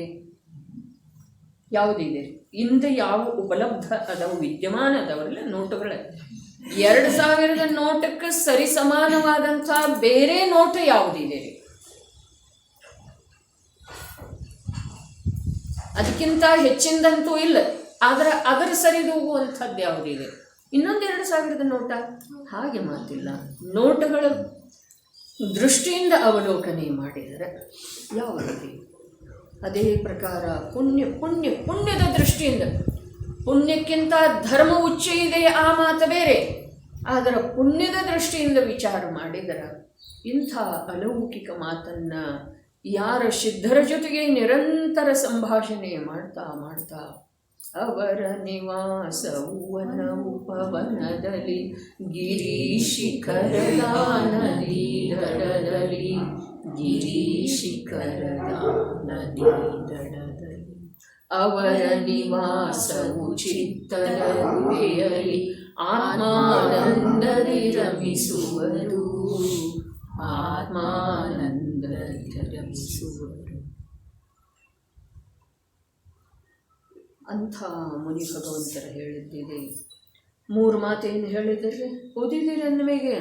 ನೀವು ಹೇಳ್ತಿದ್ರೆ ಇಲ್ಲ, ಆದರೆ ನಾ ಹೇಳಿದ್ದು ನಿಮ್ಮ ಲಕ್ಷ್ಯದೊಳಗೆ ಬರ್ತಿದ್ದೀರಿ. ಮೊದಲನೇ ಮಾತೇನು ಹೇಳಿದ್ರು? ಪುದ್ಗಲ ದ್ರವ್ಯದಿಂದ ನಿಶ್ಚಿತವಾಗಿ ಜೀವದ್ರವ್ಯ ಭಿನ್ನ. ಪುದ್ಗಲ ದ್ರವ್ಯದ ಗುಣಗಳಿಂದ ಜೀವದ್ರವ್ಯದ ಭಿನ್ನತೆ ಇದೆ. 3ನೇದೇನ? ಪುದ್ಗಲ ದ್ರವ್ಯದ ಸ್ವಾಮಿತ್ವ ಜೀವನಿಗೆ ಇಲ್ಲದೇ ಇರುವ ಕಾರಣ ದ್ರವ್ಯೇಂದ್ರಿಯದ ಮೂಲಕ ಕೂಡ ಅವ ರಸದ ಸ್ವಾದ ತಗೊಳ್ಳೋದು ಸಾಧ್ಯ. ಖಾರಗೀತೆ ಅಂತ ಹೇಳಿ ಯಾರು ಹೇಳೋರು? ಅದರ ಜೊತೆಗೆ ತಲ್ಲೀನದನ್ನು ಯಾವುದರ ಜೊತೆಗೆ ಅಜ್ಞಾನ ತನವನ್ನು ಧಾರಣ ಮಾಡಿರಲಿಲ್ಲ. ತಲ್ಲೀನ ಇದ್ದಾನೆ ಅಂಥೇಳಿ ಹೇಳೋದನ್ನ ಅವಶ್ಯಕತೆ ಇಲ್ಲ, ಅವನು ಜೀವ ಇಲ್ಲ.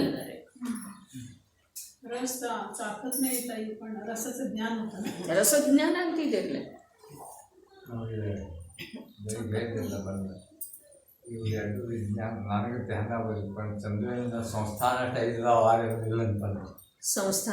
ಸಂಸ್ಥಾನ ಐತಿರ್ಲಿ, ಉಳಿದುದ್ದು ಎಲ್ಲ ಸಂಸ್ಥಾನ ಇರೋವೇನ ಮತ್ತೆ ವಿಜಯರಾಯನರು ಲಾಸ್ಟ್ದು ಕ್ಷಮ ಮತ್ತು ಭಾವ ಇವು ತಿಳಿದು ಒಂದು ಸ್ವಲ್ಪ ಚಿಂತನೆ ಮಾಡಬೇಕಂತ. ಅದೇ ರೀ, ಒಂದು ಸೂಕ್ಷ್ಮ ಇದಾವ್ರಲ್ಲ, ಒಂದರ ನಂತರ ಒಂದು. ನಿಜವಾಗಿ ಪುದ್ಗಲ ದ್ರವ್ಯದ ಸ್ವಾಮಿತ್ವವು ಅವನಲ್ಲಿ ಇಲ್ಲದಿರುವುದರಿಂದ ಅವನು ದ್ರವ್ಯೇಂದ್ರಿಯದ ಅವಲಂಬನೆಯಿಂದಲೂ ಕೂಡ ರಸದ ಸ್ವಾದ ತಕ್ಕೊಳ್ಳುವುದಿಲ್ಲವೆಂದು ಅರಸನಿದ್ದಾನೆ.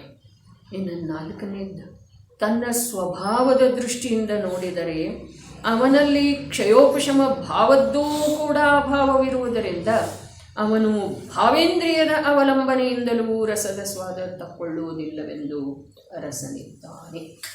ಕ್ಷಯೋಪಶಮ ಭಾವ, ಕ್ಷಯೋಪಶಮ ಜ್ಞಾನದ್ದು ಕೂಡ, ಕ್ಷಯೋಪಶಮ ಭಾವ ಮತ್ತು ಕ್ಷಯೋಪಶಮ ಜ್ಞಾನದೊಳಗೆ ವ್ಯತ್ಯಾಸ ಇದೆ ರೀ. ಮತ್ತು ಇಂದ್ರಿಯೊಳಗೆ ಪರಮಾಣು ಅದ, ಇಂದ್ರಿಯಗಳ ಹ್ಮ್. ಉದ್ಗಲ್ ಪರಮಾಣು ಮತ್ತು ರಸದ ಉದ್ಗಲ್ ಪರಮಾಣು ವ್ಯಂಜನ ಒಳಗೆ ಏನದಾವ ಅವು ಬೇರೆ ಅದಾವು. ಬೇರೆ ಬೇರೆ ಅವುಗಳಲ್ಲಿ ಏನಿದೆ ರೀ? ಅನ್ಯೋನ್ಯ. ಅನ್ಯೋನ್ಯ. ಪರಮಾಣುದ ಅಪೇಕ್ಷಾದಿಂದ ಅತ್ಯಂತ ಅಭಾವ ಇದೆ ಮತ್ತು ಸ್ಕಂಧದ ಅಪೇಕ್ಷಾದಿಂದ ಅನ್ಯೋನ್ಯ ಭಾವ ಇದೆ. ಬರೀ ಇಲ್ಲಿ ಕ್ಷಯೋಕ್ಷಮ ಜ್ಞಾನ ಮತ್ತು ಕ್ಷಯೋಕ್ಷಮ ಭಾವ ಎರಡೂ ಬೇರೆ ಅದಾವೆ. ವರ್ತಮಾನದ ಯಾವ ಮಿಥ್ಯಾತ್ವ ಸಹಿತ ಜೀವದಲ್ಲೇ ಭಾವ ಇದೆ, ಆ ಭಾವ ಜೀವದ ಸ್ವಭಾವದಿಂದ ಬಾಹಿರಿದ್ದೀರಿ. ಇನ್ನೊಂದು ಸಲ, ವರ್ತಮಾನದಲ್ಲಿ ಮಿಥ್ಯಾತ್ವ ಸಹಿತ ಯಾವ ಭಾವ ಇದೆ ಅಥವಾ ಮಿಥ್ಯಾತ್ವ ಹೊರಟೋದ ನಂತರ ಕೂಡ ಭೂಮಿಕೆಗೆ ಅನುಸಾರವಾಗಿ ಇದೆಯಲ್ಲ, ನಮ್ದಂತೂ ಮಿಥ್ಯಾತ್ವದನ್ನು ತಿಳ್ಕೊಳ್ಳ್ರಿ.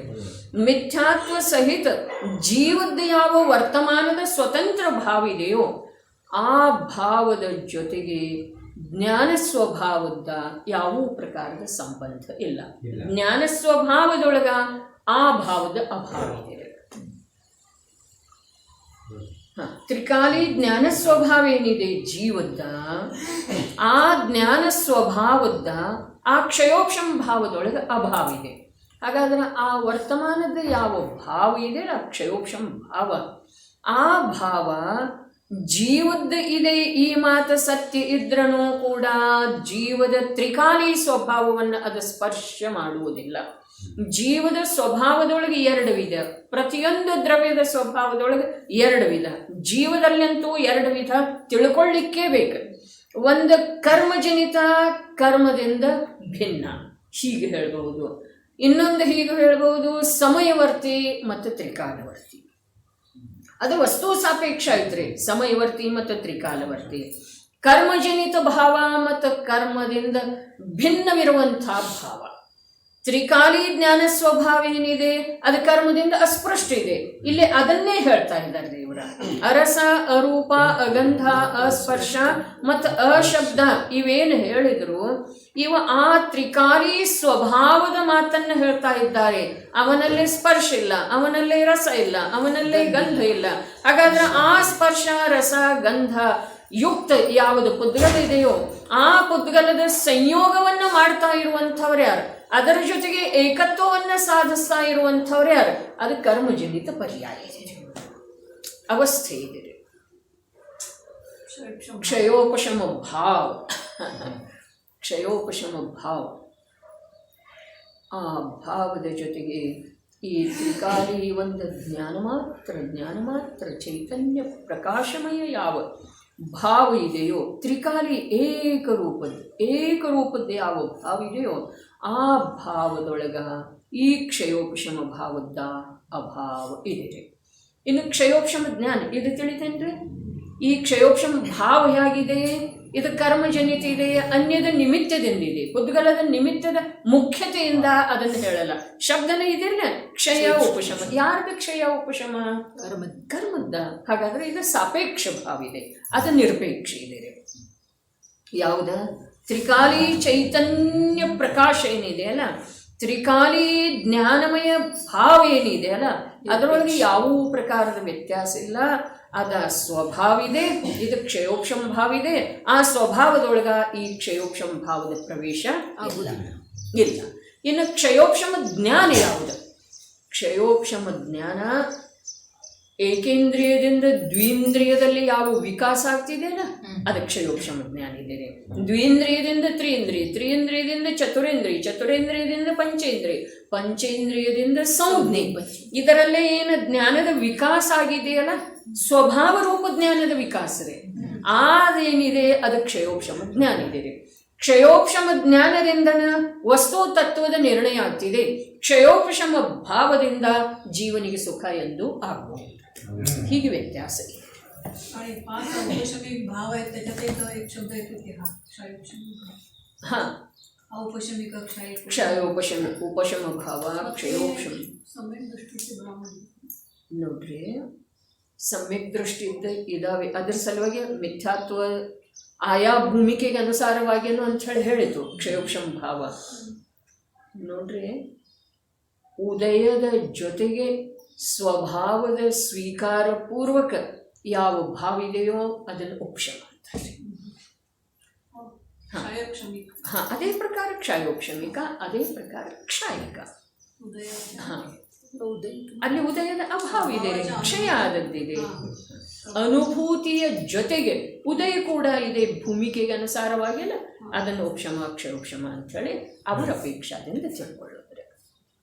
ಅದಕ್ಕೆ ನೋಡ್ರಿ, ಈಗ ಪ್ರಾರಂಭಕ್ಕೆ ಹೇಳ್ತಲ್ಲ, ಲೌಕಿಕದಲ್ಲಿ ಅದೇ ಶಬ್ದವನ್ನು ಬಳಸ್ತಾ ಇದ್ರೂ ಆ ಅರ್ಥ ಇಲ್ಲಿ ಅನ್ವಯಿಸುವುದಿಲ್ಲ ಅಂತ ಒಂದು ಮಾತು ಹೇಳ್ತು.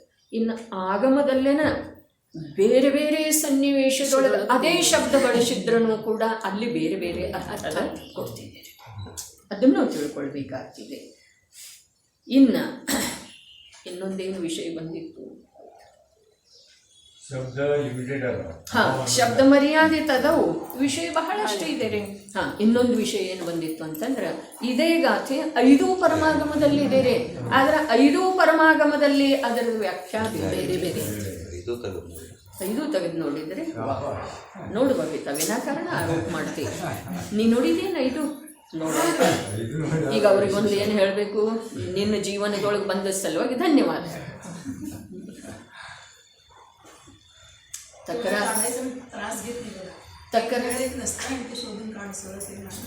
ವೇಳೆಗೆ ನಸ್ತ ಅಂತ ಮತ್ತೆ ತಮ್ಮ ನಿರ್ದೋಷತೆಯನ್ನು ಹೇಳಬಾರ್ದ್ರೆ.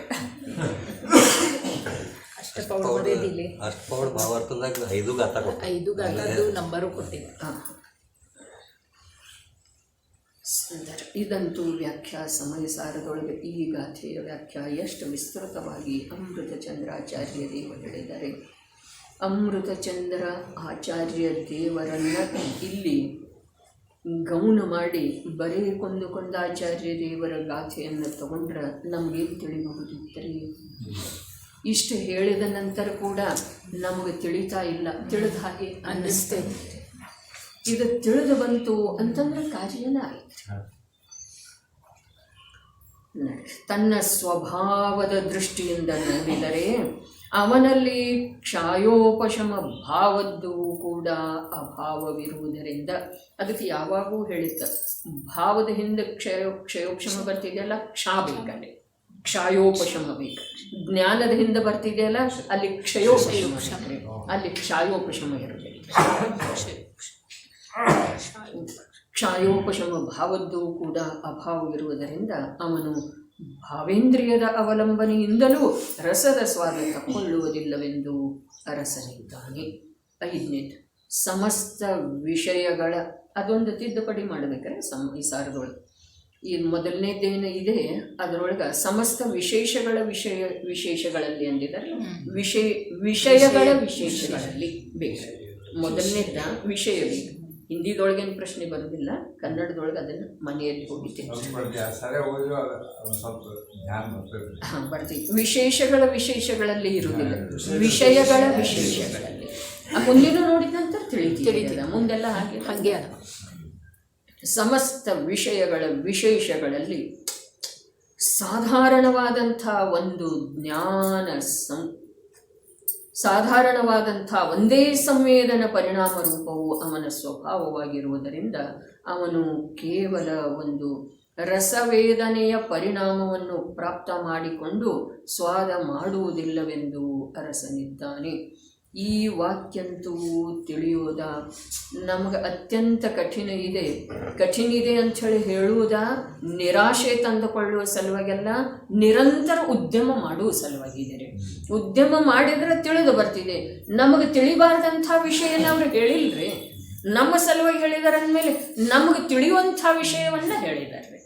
ಮತ್ತು ಇದು ವಿಷಯ ಯಾರ್ದಿದೆ? ಆತ್ಮಂದಿದೆ ಅಂದಮೇಲೆ ಆತ್ಮನಿಗೆ ತಿಳಿಯೋದಿಲ್ಲರಿ, ತಿಳಿಲಿಕ್ಕೆ ಬೇಕು. ಏನು ಹೇಳಿದ್ರೆ ಇನ್ನೊಂದು ಸಲ ಓದೋಣ.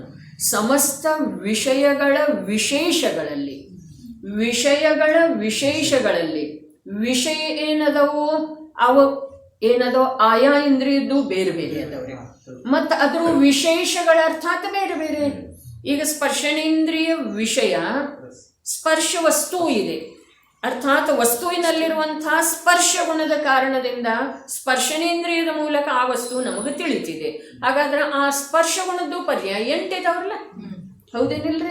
ಹಾಗಾದ್ರೆ ವಿಷಯಗಳ ವಿಶೇಷಗಳಲ್ಲಿ ಸಾಧಾರಣವಾದಂಥ ಒಂದು ಸಂವೇದನ ಪರಿಣಾಮ ರೂಪವು, ನಮ್ಮ ಪರಿಣಾಮ ಎಂಥದ್ದಿದೆ, ಒಂದು ಸಂವೇದನ ಸಾಧಾರಣ ಇದೆ. ಅದು ವಿಷಯಗಳ ವಿಶೇಷವನ್ನು ಗ್ರಹಣ ಮಾಡಿದ್ರೂ ಕೂಡ ಅದು ವಿಶೇಷ ಆಗುವುದಿಲ್ಲರಿ, ಅದು ಸಾಧಾರಣ ಇದೆ. ಏನ ಒಂದು ಅನುಭೂತಿನ ಇದೆ ರೀ ಅದರದ ಅಂಥೇಳಿನ ನೋಡ್ರಿ.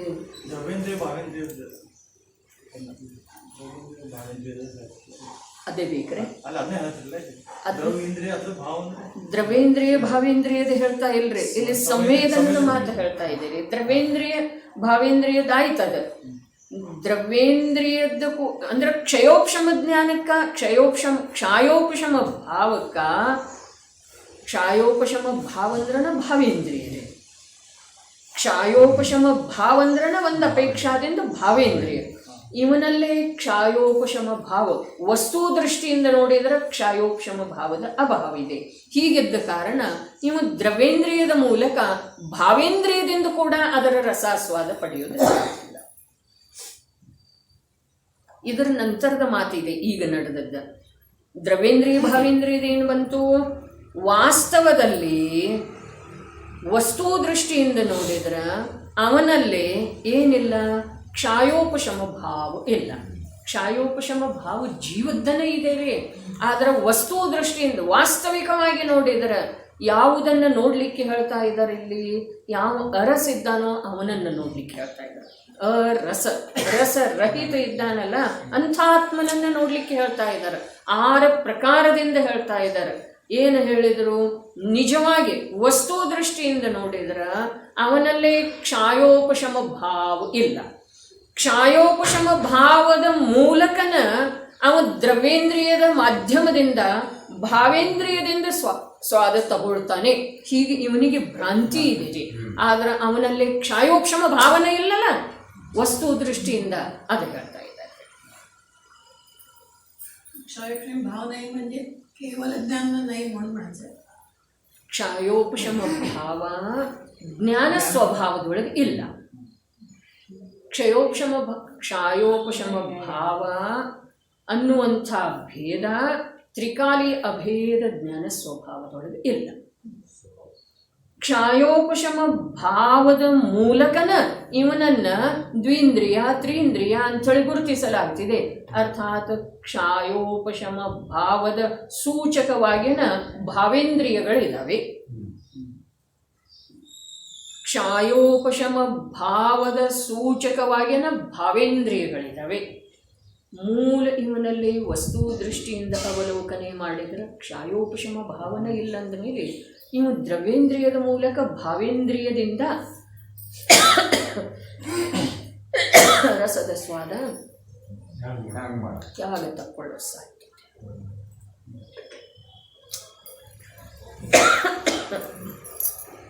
ಸ್ವಾದದ ಜ್ಞಾನ ಪರ್ಯಾಯ ಇದು ವಿಷಯ ಅಷ್ಟು ತಕ್ಷಣಕ್ಕೊಂದು ನಿರ್ಣಯಕ್ಕೆ ಬರುವಂಥದ್ದು ಇಲ್ಲ.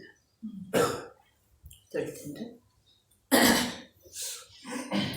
ಸ್ವಾದ ಜ್ಞಾನಗುಣದ ಕಾರ್ಯ ಅಲ್ಲ. ಜ್ಞಾನಗುಣದ ಮೂಲಕ ಯಾವ ಆ ರಸದ ಪರಿಚಯ ಆಗ್ತಿದೆಯಲ್ಲ, ಜ್ಞಾನ ಆಗ್ತಿದೆಯಲ್ಲ, ಆ ಜ್ಞಾನದ ಸ್ವಾದ ಬರ್ತಿದೆ. ಇನ್ನೊಂದು ಸಲ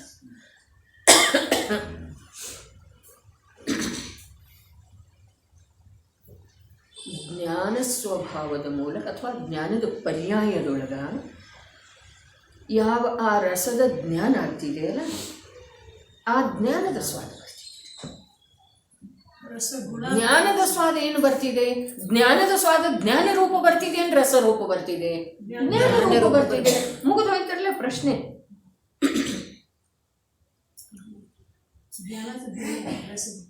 ಅದು ಜ್ಞಾನದ ಜ್ಞೇಯ ಇದ್ರೂ ಜ್ಞೇಯದ ಅನುರೂಪ ಜ್ಞಾನ ಆಗಿಲ್ಲರಲ್ಲ ಆತಗೆ. ರಸದ ಜೊತೆ ತನ್ನ ಜ್ಞಾನ ಜೋಡಿಸ್ಬೇಕಂತ ರಸದ್ದೇನ ಜ್ಞಾನ ಆಯಿತು, ಆ ರಸದ ಜೊತೆಗೆ ಇವ ತನ್ಮಯ ಅದ. ಜ್ಞಾನ ಜ್ಞಾನಕಾರ ರೂಪ ಆಗುದಿಲ್ಲ, ಜ್ಞಾನಕಾರ ರೂಪನ ಜ್ಞಾನ ಕಾರಣ ಆಗ್ತಿದೆ.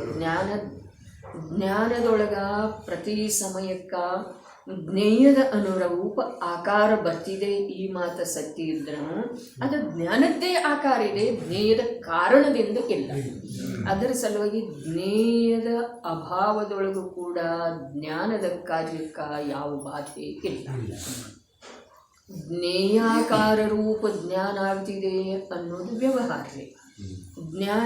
ಜ್ಞಾನಾಕಾರಣ ಇರ್ತಿದೆ ಅನ್ನೋದು ವಾಸ್ತವಿಕತೆ. ಜ್ಞೇಯಾಕಾರ ರೂಪ ಜ್ಞಾನ ಆಗಿದೆ ಅಂಥೇಳಿ ಹೇಳಿದ ನಂತರ ಜ್ಞೇಯದ ಜ್ಞಾನ ಆಗ್ತಿದೆ ಅನ್ನೋದು ಸಿದ್ಧ ಆಗ್ತಿದೆ. ಜ್ಞಾನ ಜ್ಞೇಯಾಕಾರ ಆಗಿಲ್ಲ, ಜ್ಞಾನಾಕಾರಣ, ಅರ್ಥಾತ್ ಆ ಸಮಯದೊಳಗ ಜ್ಞಾನದ ಅದೇ ಪ್ರಕಾರದ ಆಕಾರ ಆಗುವ ಯೋಗ್ಯತೆ ಇತ್ತು.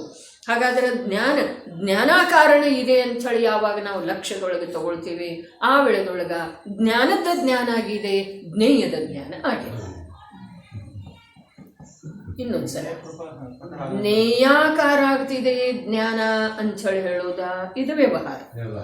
ಈ ವ್ಯವಹಾರದ ಅನುಸಾರ ಆ ಜ್ಞಾನಕ್ಕ ಯಾವುದು ಜ್ಞೇಯಾಕಾರ ಆಗಿದೆ ಅಲ್ಲ, ಆ ಜ್ಞಾನಕ್ಕ ಜ್ಞೇಯದ ಜ್ಞಾನ ಆಯಿತು ಅಂಥೇಳಿ ವ್ಯವಹಾರದಿಂದ ಹೇಳೋದಿದೆ.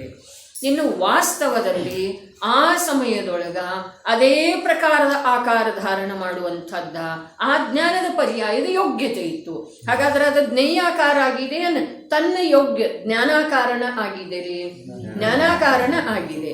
ಹಾಗಾದ್ರೆ ಜ್ಞಾನಾಕಾರ ಆಗಿರುವಂಥ ಜ್ಞಾನಕ್ಕ ಜ್ಞಾನದ ಜ್ಞಾನ ಆಗ್ತಿದೆಯೋ ಅಥವಾ ಜ್ಞೇಯದ್ದಾಗ್ತಿದೆ? ಜ್ಞಾನದ ಜ್ಞಾನ. ಈ ಪ್ರಕಾರ ಜ್ಞಾನಗಳ ಮಾತಾಯಿತು. ಇಲ್ಲಿ ಭಾವೇಂದ್ರಿಯ ದ್ರವ್ಯೇಂದ್ರಿಯದ ಮಾತಿಷ್ಟ ಅದ್ಭುತ ಇದೆ. ಭಾವೇಂದ್ರಿಯ ಒಳಗೆ ಇಲ್ಲದೆ ಹೋದ್ರ ದ್ರವ್ಯೇಂದ್ರಿಯದಿಂದ ಯಾವ ಪದಾರ್ಥದ ಜ್ಞಾನ ಆಗುವುದಿಲ್ಲ. ಒಂದು ಮಾತು. ಭಾವೇಂದ್ರಿಯ ಇಲ್ಲದೆ ಹೋದ್ರ, ಭಾವೇಂದ್ರಿಯ ಹೇಗದವು ಹೇಳಿದಾರ್ರಿ. ಚಕ್ಷು ರೂಪದ ಭಾವೇಂದ್ರಿಯ ಏನಾದ ಚನ್ನಂಗಿ ವೇಳೆಯ ಹಾಗೆ ಇದೆ ಅಂತೆ ಹೇಳಿದಾರ್ರಿ. ಅವು ಎಲ್ಲ ಅಷ್ಟ ಭಾವೇಂದ್ರಿಯ ಅದಾವ್ರಿ. ಅವ ನಾಲಿಗೆದ ಅರ್ಧ ಚಂದ್ರಾಕಾರ ಅಂತ ಹೇಳಿ ಹೇಳಿದ್ದಾರೆ. ಕರ್ಣದ ಗೋಧಿ ಜವೆಗೋಧಿಯ ಆಕಾರ ಅಂತ ಹೇಳಿ ಹೇಳಿದ್ದಾರೆ. ಹೀಗೆ ಏನೇನು ಹೇಳಿದಾರಲ್ಲ ಅಷ್ಟೇ ಅವು ಭಾವೇಂದ್ರಿಯ ಅದಾವು.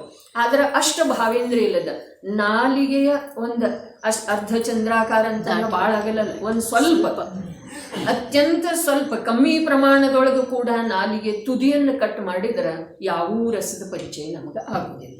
ಅಲ್ಲಿ ರಸನೇಂದ್ರಿಯ ರೂಪದ ಭಾವೇಂದ್ರಿಯ ಇದೆ, ರಸನೇಂದ್ರಿಯ ಅನ್ನಿಸಿಕೊಳ್ಳುವಂತಹ ಭಾವೇಂದ್ರಿಯ. ನಾಲಿಗೆ ಪೂರಾ ಶಾಬೀತು ಇದೆ. ಆದ್ರೆ ನಾಲಿಗೆ ಅಂತಂದ್ರೆ ರಸನೇಂದ್ರಿಯ ಅಲ್ಲ. ತಿಳಿತಾರೆ ಅರ್ಧ ಚಂದ್ರಾಕಾರ ಏನಿದೆಲ್ಲ ಅಂಥೇಳಿ ನಾವು ಗುಳಿಗೆ ಪಳಿಗೆ ಬಿಟ್ಟ ಕಹಿ ಇತ್ತು ಅಂತಂದ್ರೆ ಏನು ಮಾಡ್ತೀವಿ, ತುದಿಗೆ ಹಚ್ಚೋದಿಲ್ಲ. ಆ ಭಾವೇಂದ್ರಿಯ ಇಲ್ಲದೆ ಹೋದ್ರ ದ್ರವ್ಯೇಂದ್ರಿಯದಿಂದ ಏನೂ ಜ್ಞಾನ ಆಗುವುದಿಲ್ಲ. ಇನ್ನು ಆ ಭಾವೇಂದ್ರಿಯ ಯಾವುದರಿಂದ ಲಭಿಸ್ತಿದೆ ಈ ಜೀವಕ್ಕ? ಕ್ಷಾಯೋಕ್ಷಂ ಭಾವದಿಂದರೆ, ಹೌದೇನಿಲ್ರಿ? ಕ್ಷಾಯೋಕ್ಷಂ ಭಾವದಿಂದ ಭಾವೇಂದ್ರಿಯ ಲಭಿಸ್ತಿದೆ. ಆ ಭಾವೇಂದ್ರಿಯ ಲಭಿಸಿದ ನಂತರ ಕೂಡ ದ್ರವೇಂದ್ರಿಯದ ಮೂಲಕ ಇವು ಸ್ವಾದ ತಗೊಳ್ತಾನೋ ಅಂಥೇಳಿ ಹೇಳಬೇಕಾದ್ರೆ ಆ ಭಾವೇಂದ್ರಿಯ ಯಾವುದರಿಂದ ಲಭಿಸಿದಲ್ಲ ಆ ಕ್ಷಯೋಕ್ಷಮ ಭಾವನ ವಾಸ್ತವಿಕ ದೃಷ್ಟಿಯಿಂದ ಆತ್ಮನ ಸ್ವಭಾವದೊಳಗೆ ಇಲ್ಲವೋ. ಅದರ ಸಲುವಾಗಿ ಇದನ್ನು ನಿವೃತ್ತಿ ತಗೊಂಡು ಅಧ್ಯಯನ ಮಾಡಲಿಕ್ಕೆ ಬೇಕಾಗ್ತಿದ್ದೀರಿ. ಈಗ ಅವರನ್ನು ಸಮಯದ ಮರ್ಯಾದೆ ಇಟ್ಕೊಂಡ, ಕಾರ್ಯದ ಭಾರ ತಲೆ ಮೇಲೆ ಇಟ್ಕೊಂಡ ನಾವು ಅಧ್ಯಯನ ಮಾಡ್ತೀವಿ ಅಂದರೆ ಏನಂದರೆ ಏನೂ ತಿಳಿಯುವುದಿಲ್ಲ. ಅದರ ಸಲುವಾಗಿ ಬೆಳಗ್ಗೆ ಇನ್ನೂ ಕೆಲಸ ಆರಂಭ ಆಗೋಕ್ಕಿಂತ ಮುಂಚೆ ಅಥವಾ ಕೆಲಸದ ಆರಂಭದ ಯಾವ ಸಮಯ ಇದೆಯಲ್ಲ ಅದಕ್ಕಿಂತ ಮುಂಚೆಯಿಂದ ಅಧ್ಯಯನ ಮಾಡಬೇಕು. ಇಲ್ಲ ಕೆಲಸದ ಭಾರ ಎಲ್ಲ ಹೊರಟು ಹೋಯ್ತಲ್ಲ ಆವಾಗ ಮಾಡಬೇಕು. ಇಲ್ಲ ಕೆಲಸದ ಭಾರ, ಕೆಲಸ ಹೊರಗಡೆ ಇದ್ರೂ ಅದು ನಾನು ಮಾಡುವುದಿದೆ ಅನ್ನೋ ಭಾರ ತಲೆ ಮೇಲೆ ತೆಗೆದೋಗೋದು ಮಾಡಬೇಕು. ಇನ್ನೆರಡು ಅದಾವ ನಾಳೆ ನೋಡೋಣ. ಅದನ್ನ ನೋಡ್ರಿ ಪ್ರಶ್ನೆ. ಅದನ್ನ ಏನಾಯ್ತು, ಅಗ್ನಿ ನಷ್ಟ ಆಗ್ತಿದೆ. ಹೌದ್ರ? ಅಗ್ನಿ ಇದೇನಿದೆ ರೀ, ಏಕೇಂದ್ರಿ ಜೀವ. ಅಗ್ನಿ ಏಕೇಂದ್ರಿ ಜೀವ ಇದೆ ರೀ. ನಮ್ಮ ಜನ್ಮ ಮರಣದ ವಿಧಿಗಳದೊಳಗೆ ಸರ್ವಾರ್ಥ ಸಿದ್ಧಿಯೊಳಗೆ ಒಂದು ಪೃಥ್ವಿಯ ಮೂಲಕ ಅವು ಉಳಿದಿದ್ದು ಎಲ್ಲ ಚರ್ಚೆ ಮಾಡಿದ್ದಾರೆ. ಪೃಥ್ವಿಯೊಳಗೆ 4 ಭೇದ ಹೇಳ್ತಾರೆ ಅಂಜುತಾಯಿ. ಪೃಥ್ವಿमध्ये 4 ಭೇದ. ಒಂದು ಪೃಥ್ವಿ, ಒಂದು ಪೃಥ್ವಿ ಕಾಯಿ, ಒಂದು ಪೃಥ್ವಿ ಕಾಯಿಕ, ಒಂದು ಪೃಥ್ವಿ ಜೀವ. ಏನೇನು ಹೇಳಿದ್ರೆ ಅದೇ ಪ್ರಕಾರ ಅದು ಬಿಡ್ರಿ, ನಮ್ಗೆ ಅಗ್ನಿದು ಬೇಕಾಗಿದೆಯಲ್ಲ. ಒಂದು ಅಗ್ನಿ, ಅಗ್ನಿ ಕಾಯಿ, ಕಾಯಿ ಬೇರೆ, ಅಗ್ನಿ ಕಾಯಿ, ಅಗ್ನಿ ಕಾಯಿಕ, ಆಮೇಲೆ ಅಗ್ನಿ ಜೀವ. ಇವು ಮೊದಲಿನೂ 2 ಅದಾವಲ್ಲ, ಇವು ನಿರ್ಜೀವ ಅದಾವ. ಅಗ್ನಿ ಮತ್ತು ಅಗ್ನಿ ಕಾಯ ಅವು 2 ಇಲ್ರಿ, ಅಷ್ಟೇ ಇದೆಯಲ್ಲ, ಮತ್ತೇನಿದೆ ನೋಡ್ರಿ. ಇನ್ನು ನಾವೇನು ಓದಿದೆವು ಇದರ ಮೊದಲು ಚರ್ಚೆ ಮಾಡೋಣ. ಅಗ್ನಿ, ಅಗ್ನಿ ಕಾಯಿ, ಅಗ್ನಿ ಕಾಯಿ, ಅಗ್ನಿ ಕಾಯಿಕ, ಅಗ್ನಿ ಜೀವ. ಅಗ್ನಿ ಅಂತಂದ್ರೆ ಅದು ಬರೇ ಏನಿದೆ, ಅಗ್ನಿ ಇದೆ ರೀ, ಜೀವಿಲ್ಲ, ಅದರೊಳಗೆ ಜೀವಿಲ್ಲ. ಜೀವಿಲ್ಲ, ಅಗ್ನಿ ಇರೋದೇ ಬರೋಬ್ಬರಿ ಐತಲ್ಲ. ಆದ್ರೆ ಅದರೊಳಗೆ ಜೀವ ಇರುವುದರದ ನಿಶ್ಚಿತ ಇಲ್ಲ, ತಿಳಿತೇನ್ರಿ. ಅಗ್ನಿ ಅಂಥೇಳಿ ಏನು ಹೇಳಿ, ಅಗ್ನಿ ಜೀವ ಒಂದು ಬೇರೆ ಇಟ್ಟಿದಾರಲ್ಲ ಇಲ್ಲಿ ಅಗ್ನಿ ಇದೆ ರೀ, ಅಗ್ನಿ ಇದೆ, ಅಗ್ನಿ ಕಾಯಿ ಅದು ಬೇರೆ ಇದೆ. ಬೇರೆ ಇದೆ ಅಂತಂದ್ರೆ ಇದು ಯಾವ ಪ್ರಕಾರ ಕಾಯಿ ನಮ್ಮಿಂದ ಬೇರೆ ಇದೆ ಅಲ್ಲ, ಹಾಗೆ ರೀ ಅಣ್ಣ. ಈ ಕಾಯಿ ನಮ್ಮಿಂದ ಬೇರೆ, ಮನುಷ್ಯ ಕಾಯಿ ಇದೇನಿಲ್ರಿ ಇದು. ಹಾಗಾದ್ರೆ ಇದು ಜೀವದ ಜೊತೆಗೆ ಏಕಿದೆ, ಭಿನ್ನಿದೆ ರೀ, ಭಿನ್ನಿದೆ. ಅದೇ ಪ್ರಕಾರ ಆ ಅಗ್ನಿ ಕಾಯಿ, ಆಮೇಲೆ ಅಗ್ನಿ ಕಾಯಿಕ, ಅಗ್ನಿ ಕಾಯಿಕ ಎಲ್ಲಿದೆ ಅಲ್ಲಿ ನಿಶ್ಚಿತವಾಗಿ ಜೀವಿದೆ ರೀ. ಅಗ್ನಿ ಕಾಯಿಕ ಶಬ್ದ ಎಲ್ಲಿ ಉಚ್ಚರಿಸಲಾಗ್ತಿದೆ, ಹೇಳಲಾಗ್ತಿದೆ, ಅಲ್ಲಿ ನಿಶ್ಚಿತವಾಗಿ ಜೀವಿದೆ ರೀ. ಇನ್ನು ಅಗ್ನಿ ಜೀವ ಅಂತ ಹೇಳಿದ್ರಲ್ಲ, ಅದು ವಿಗ್ರಹಗತಿಯೊಳಗ್ರಿ. ಯಾವುದೋ ಗತಿಯಿಂದ ಜೀವ ಅಗ್ನಿ ಕಾಯಿಕ ಆಗೋದಿದೆ. 1, 2 ಅಥವಾ 3 ಸಮಯ ಏನಿದೆಲ್ಲ, ಅದಕ್ಕೆ ಕಾಯಿ ಇಲ್ಲದಿದ್ರೂ ಕೂಡ ಅದು ಅಗ್ನಿ ಜೀವ ಅಂತ ಹೇಳಿ ಹೇಳ್ತಾರೆ. ಇಷ್ಟು ವಿಷಯ ಇವು ಶಬ್ದಶಃ ಪರಿಭಾಷೆ ಆಗೋದು. ಇನ್ನು ಇಲ್ಲಿ ಅಗ್ನಿ ಇಲ್ಲ ಆದ ಮೇಲೆ ಅಗ್ನಿ ಕಾಯಿಕ ಜೀವ ಇರ್ತಿದೆ ಏನಿಲ್ಲ, ಇದು ಪ್ರಶ್ನೆ ಇದೆ ಅಲ್ರಿ ತಮ್ದ. ಪ್ರಶ್ನೆ ಏನಿದೆ ಸಿದ್ಧಾರ್ಥ? ಅವತರದ ನಾಶ ಆಗ್ತದೆ. ನಿರಾಂಗದ ಮುನಿನ ಅದೈತ್ರಿ. ಆದ್ರೆ ಅಗ್ನಿದ ನಾಶ ಆಗ್ತಿದೆ, ಇದರಲ್ಲಿ ನಿಮ್ಗೆ ಸಂದೇಹ ಏನು ಬಂದಿದೆ? ಅಗ್ನಿಕಾಯಕ ಜೀವನ ಇರುವುದಿಲ್ಲ ಅಂತ ಹೇಳಿದೆ. ನಾಶ ಆಗ್ತದೆ. ಹಾಗಾದ್ರೆ ಸಿದ್ಧಾಲಯದೊಳಗೆ ಅಗ್ನಿ ಇದೆ ಏನ್ರಿ? ಅಲ್ಲಿ ಪಂಚಸ್ಥಾವರ ಅಗ್ನಿಕಾಯಕ ಇದೆ ಏನಿಲ್ರಿ? ಅಗ್ನಿಕಾಯಿ ಜೀವ ಇದೆ ಏನಿಲ್ರಿ? ಅಲ್ಲಿ ಪಂಚಸ್ಥಾವರ ಎಲ್ಲಾ ಕಡೆಗೆ ಅದಾವ್ರಿ. ಎಲ್ಲಾ ಕಡೆಗೆ ಎಲ್ಲಿ ಅದಾವು? ಎಲ್ಲಿ ಮನುಷ್ಯರಿಲ್ಲಲ್ಲ ಅಲ್ಲಿಯೂ ಮನುಷ್ಯರ ಕ್ಷೇತ್ರ ಅಂತೂ 2.5 ದ್ವೀಪ ಅಷ್ಟೇ. ಮತ್ತು ತ್ರಸನಾಡಿ 1 ಯೋಜನ ಅಲ್ಲ, 1 ಯೋಜನ ಅಲ್ಲ, 1 ರಜ್ಜು. ಹಾಗಾದ್ರೆ ಅದರ ಹೊರಗೆ ಕೂಡ ಅದಾವ್ರಿ ಇವ ಲೋಕಾಕಾಶದೊಳಗ ಪಂಚಸ್ಥಾವರ. ಇನ್ನು ಎಲ್ಲಕ್ಕಿಂತ ಮುಖ್ಯ ಮಾತು ಏನ ಅಂತಂದ್ರೆ ಅಗ್ನಿ ಕಾಯ ಏನು ಇದೆಯಲ್ಲ, ಅರ್ಥಾತ್ ಅಗ್ನಿ ಏನಿದೆಯಲ್ಲ ಅದು ಕೂಡ ಇಂದ್ರಿಯ ಗೋಚರ ಇದ್ದೇ ಇರ್ತಿದೆ, ಇದು ನಿಯಮಿಲ್ಲ. ಅಗ್ನಿ ಕಾಯಿಕ ಜೀವೇನಿದೆ, ಅಗ್ನಿ ಜೀವ ಮತ್ತು ಅಗ್ನಿ ಕಾಯಿಕ ಅದೇನಿದೆ, ಅವು 2 ಅಂತೂ ಅರೂಪಿನ ಅದಾವ. ತಿಳಿತಾ ಇದೆಯಲ್ಲ. ಇನ್ನು ಅಗ್ನಿ ಏನಿದೆ, ಅಗ್ನಿಯನ್ನು ಶರೀರ ರೂಪದಿಂದ ಧಾರಣ ಮಾಡಿರುವಂಥ ಜೀವ, ಆ ಜೀವದ ಯಾವ ಶರೀರ ಇದೆಯಲ್ಲ ಅದು ಇಂದ್ರಿಯ ಗೋಚರಣ ಇರ್ತಿದೆಯೇ, ಹೀಗೆ ಮಾತ್ರ ಇಲ್ಲ. ಪಂಚಸ್ಥಾವರ ಲೋಕಾಕಾಶದ ಸರ್ವತ್ರ ತುಂಬಿ ಹೋಗಿದಾವ ಅಂದಮೇಲೆ ಅಲ್ಲಿ ಅಗ್ನಿಕಾಯಿ ಎಲ್ಲಿ ಉರಿತಾ ಇದೆ ಹೇಳ್ರಿ? ಇಲ್ಲಿ ಈಗ ಪಂಚಸ್ಥಾವರ ಅಗ್ನಿಕಾಯಿಗೆ ಜೀವ ಅದಾವೇನಿಲ್ರಿ? ಬರೇ ಜೀವ ಅದಾವೇನು? ಕಾಯಿ ಸಹಿತನ ಅದಾವ್ರಿ.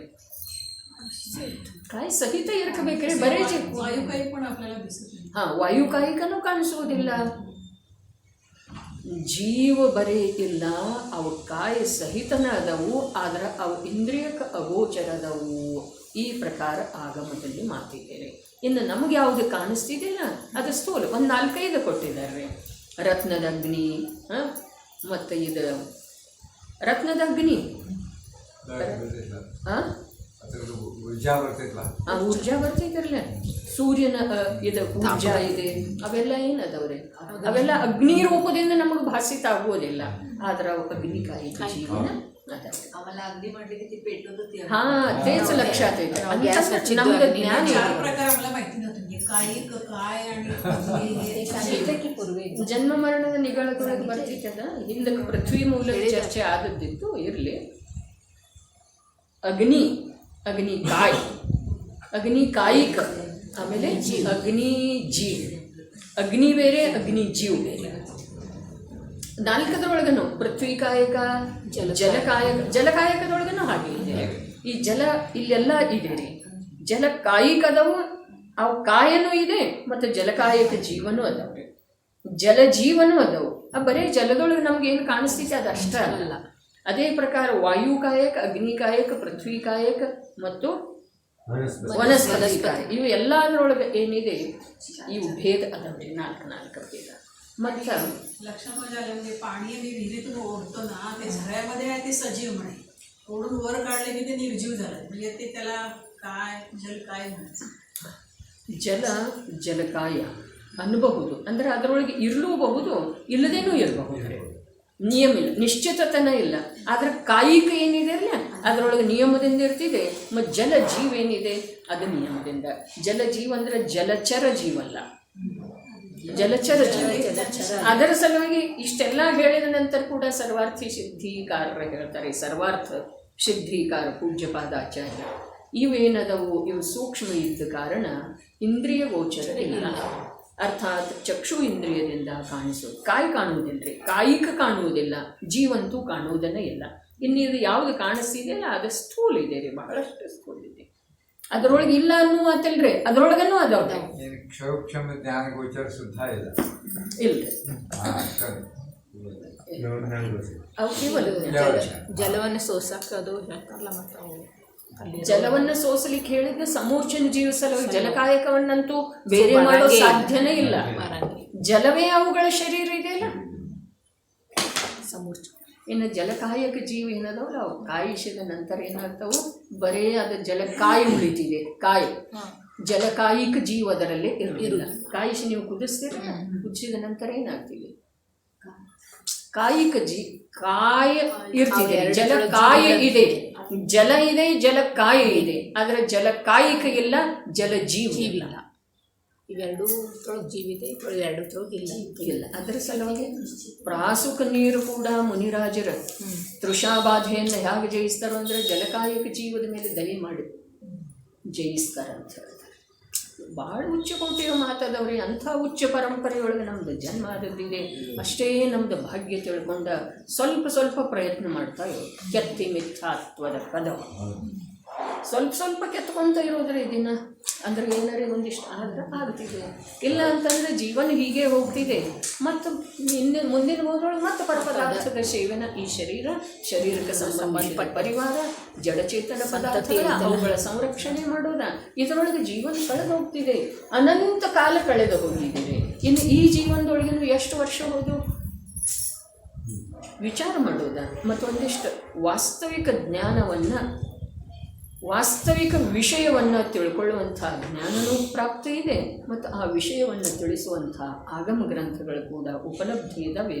ಇಂಥ ಸಂಯೋಗ ಮುಗೀತು ಅಂತಂದ್ರೆ ನಿಜವಾಗಿನ ಮಹಾನ್ ಕಷ್ಟದ ಕಾಲ ಆರಂಭ ಆಗೋದು.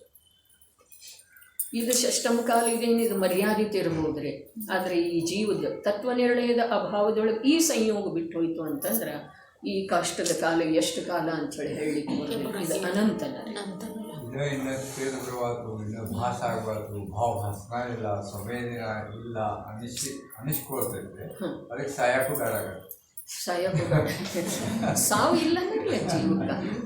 ನಿಜವಾಗಿ ತತ್ವ ನಿರ್ಣಯ ಆಗಲಿ ಅನ್ನೋ ಭಾವನಾ ಅಂತೂ ಇರ್ತಿದೆ ರೀ. ತತ್ವ ನಿರ್ಣಯ ಮಾಡಬೇಕು ಅನ್ನೋದು. ಆದ್ರೆ ಆಗ್ತಾ ಇಲ್ಲ ಅನ್ನೋದೇನಿದೆ ಅದು ವಾಸ್ತವಿಕತೆ ಇಲ್ಲ, ನಾವು ಮಾಡ್ತಾ ಇದ್ದೀವಿ. ಇಷ್ಟೆಲ್ಲ ಇರುವೆಳದೊಳಗೆ ಏನಿದೆ ಬರೇ ಹೀಗೆ ಕಣ್ಣು ಬಿಡೋದಿದೆ. ಎದುರಿಗೆ ಇದೇನರೇ ಸುಖದ ಸಾಗರ. ಆದರೆ ನಾವು ಕಣ್ಣು ಮುಚ್ಚಿಬಿಟ್ಟಿದ್ದೇವೆ, ಅಜ್ಞಾನ ತನವನ್ನು ಧಾರಣೆ ಮಾಡಿದ್ದೇವೆ. ज्ञान जैसा था वैसा